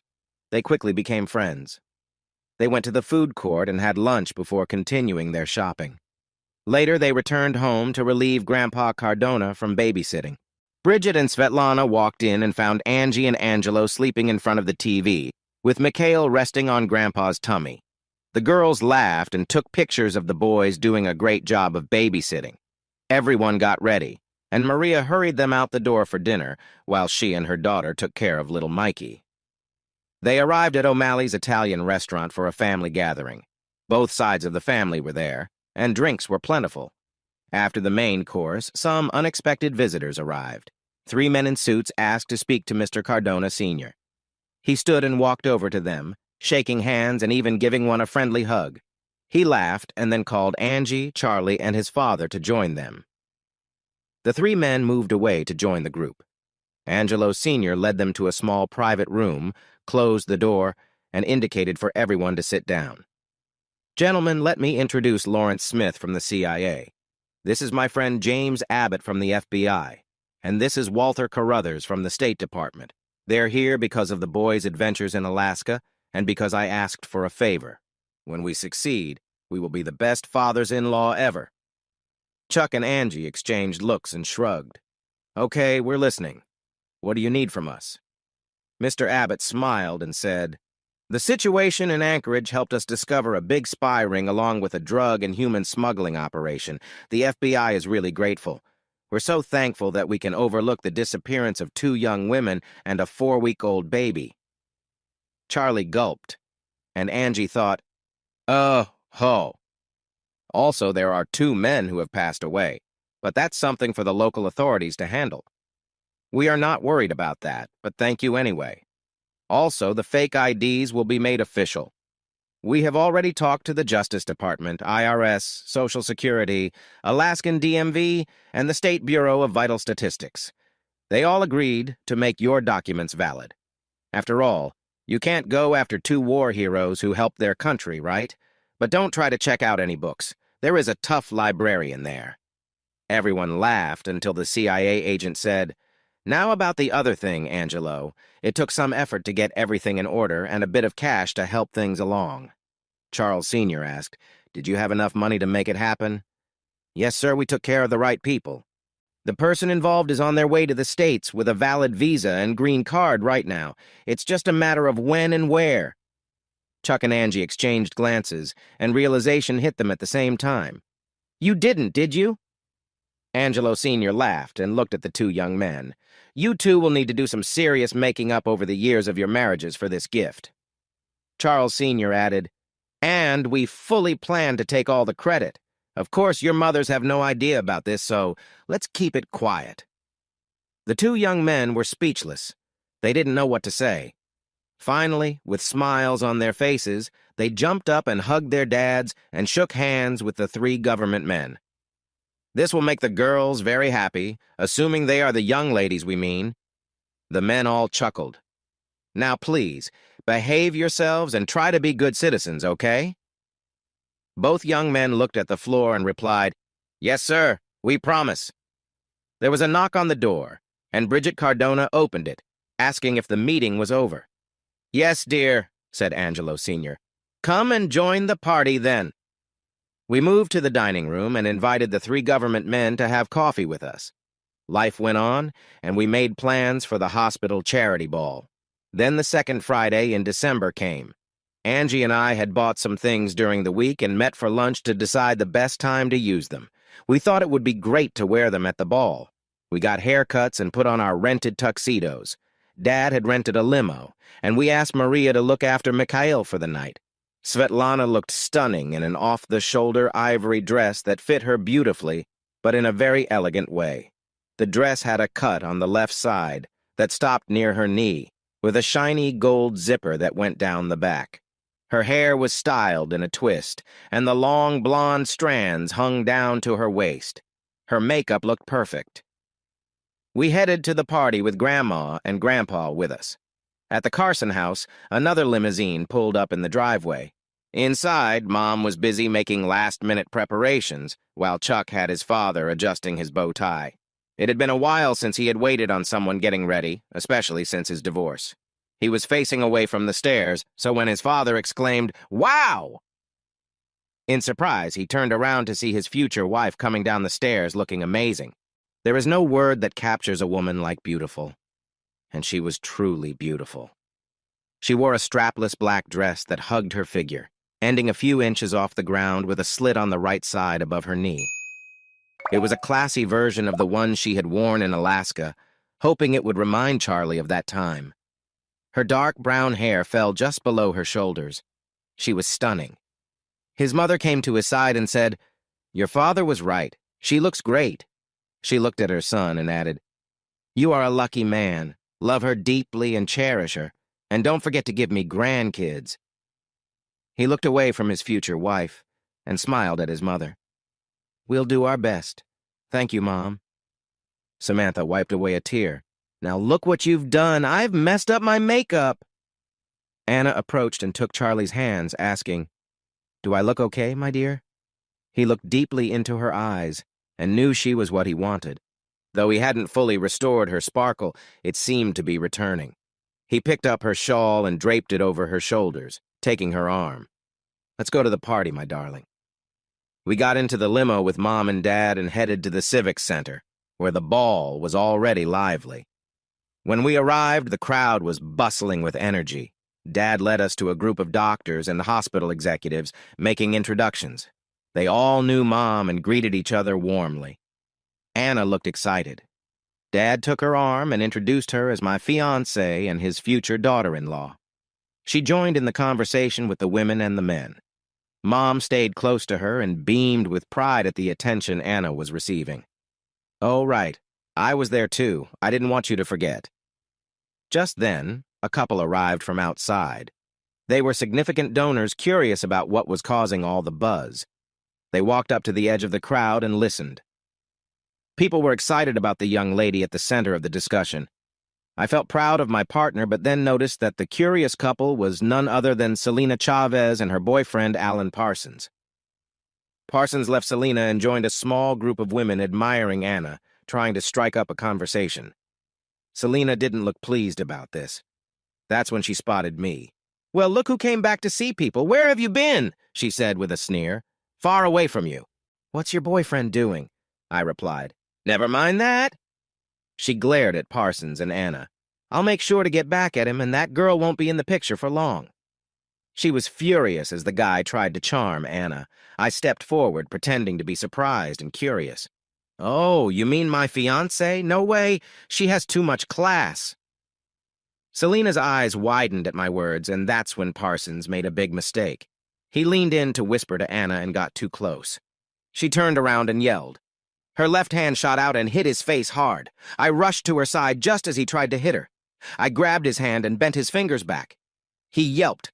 I quickly wrapped my arms around Anna to comfort her. She trembled, and I spoke softly. Oh, thank goodness, my dear. That person was bothering me. Selina stepped closer, a smirk on her face. How do you know she is your fiancée? I don't see any rings. Oh, my goodness, I forgot. I dropped to one knee and took out a small blue box. I opened it to reveal a sparkling ring. Anna, will you marry me? She got emotional and started to cry. Oh, yes, my love, of course I'll marry you. The crowd around us erupted in cheers and applause. Selina looked very angry. Soon after, security came and escorted Parsons out, followed by a visibly annoyed Selina. It couldn't have gone any better. At the other end of the hall, Angie and Svetlana were also in the spotlight, surrounded by a happy crowd. He knelt down and presented his own ring. Svetlana, will you marry me? Oh, yes, my love, I cherish you so much. Bridget was thrilled, having just shared photos of her new grandson. The crowd erupted with oohs and ahs as Angie's name was called. Mary Louise Slinker, formerly Parsons, stood on the edge of the crowd with her husband, a heavy-set banker named Oscar Slinker. Angie turned around and, surprised to see her, said, Mary Louise, so nice to see you. Let me introduce my fiancée, Susan Donesh. Oh, and have you seen the pictures of our little boy, Mikey? Mom, show her the pictures. He laughed. Svetlana looked at me and asked, Who is this woman, my love? Sweetheart, this is my ex-fiancée. She left me when I got hurt during my military service. My mother was sharing pictures of little Mikey with Mary Louise when Svetlana walked over to her. With a friendly tone, she spoke up. I just wanted to thank you for letting Angelo go. Without that, I never would have met him or had the chance to win his heart. Then she took Mary's hands in hers, holding them firmly, and looked her in the eye. Thank you so much, she said sincerely, squeezing Mary Louise's hand tightly. I told Angelo I would say this. I have kept my promise. Now, if I can have your attention. Her expression turned serious. If you ever come near him again, speak to him disrespectfully or threaten our happiness, I will make sure you regret it. Do you understand me? Her face then softened into a sweet smile. Mary Louise turned pale, clearly shaken. With fear in her eyes, she nodded and said, I understand. I'm so sorry. Svetlana then kissed Mary Louise's cheek gently. Thank you. She turned to Mary Louise's husband and added, I'm done with her. Then she walked away into Bridget's embrace. After that, we all enjoyed the rest of the party. Chuck and Angelo danced with the four most beautiful girls there, their fiancés and their mothers. They ended the evening with a toast to their future happiness and headed home. The next day, Angelo Sr. called the Carson house and invited everyone to brunch at O'Malley's restaurant. He hinted at a big surprise. Dr. Carson beamed with excitement. I wonder what it could be, he chuckled. They all got in their cars and drove to the restaurant. Once there, they entered and went to a cozy dining room in the back. Angelo Sr., Bridget, Svetlana, Mikhail, and Angie were just arriving. They exchanged greetings as they gathered around the table set for a meal. Chuck noticed 2 empty seats. He smiled and looked at Angie. Angie nodded back with a laugh, glancing at their dads, who seemed quite pleased with themselves. Angelo Sr. tapped a water glass to get everyone's attention as the waitress was taking drink orders. Can I have everyone's attention, please? Thank you. I know you all might be wondering why Dr. Carson and I called you here. We felt a bit left out. The boys, pointing to his son and Chuck, were having all the fun, indicating Anna and Svetlana, while their mothers were enjoying the moment. That's wonderful, and we wouldn't want to take away from that. But we, Charles and I, also wanted to be part of the joy. Dr. Carson had a great idea that is truly special for fathers-in-law everywhere. Let's just say we're too cool to move. By now, Angelo was smiling widely. Charles Sr. stood up and went to join his friend. So, without waiting any longer, since I'm just as eager, let's welcome Mrs. Anastasia Donaciona, the mother of the brides. At that moment, FBI Special Agent James Abbott walked in with a middle-aged woman who looked tired and a bit nervous. The joyful screams from Anna and Svetlana set off the earthquake alarms at the university as they jumped from their chairs, rushed to their mother, and hugged her tightly. Tears flowed, and soon all three were down on their knees, crying happy tears. Mrs. Cardona and Mrs. Carson were surprised. Charles Sr. and Angelo Sr. were quite pleased with themselves. They shook hands with Special Agent Abbott and patted him on the back. "Great job, Mr. C. And you too, Mr. C." Our dads were very happy. Bridget and Samantha walked over and kissed their husbands joyfully. Then the two Donciona sisters hugged Angelo and Charles. "Thank you, Dad," said Anna. The spark had returned to her eyes. She felt alive again. "Oh, Dad, thank you so much," said Svetlana. "This is your gift for the wedding from all of us," said Charles Sr. Our lives were off to a wonderful beginning. We got married and soon shared 4 children with Dr. and Mrs. Carson over the next 10 years. Now we are celebrating 23 years of marriage. Angie and Svetlana have been married for 22 years. They have 3 new children, and little Mikey has graduated from the Air Force Academy and flies jets in Alaska. Everything feels right in the world. Hey, everyone! Thanks for watching. Don't forget to subscribe and turn on notifications so you won't miss any of the exciting stories we have coming up. What do you think about the characters in this story? Let us know in the comments. We'd love to hear from you.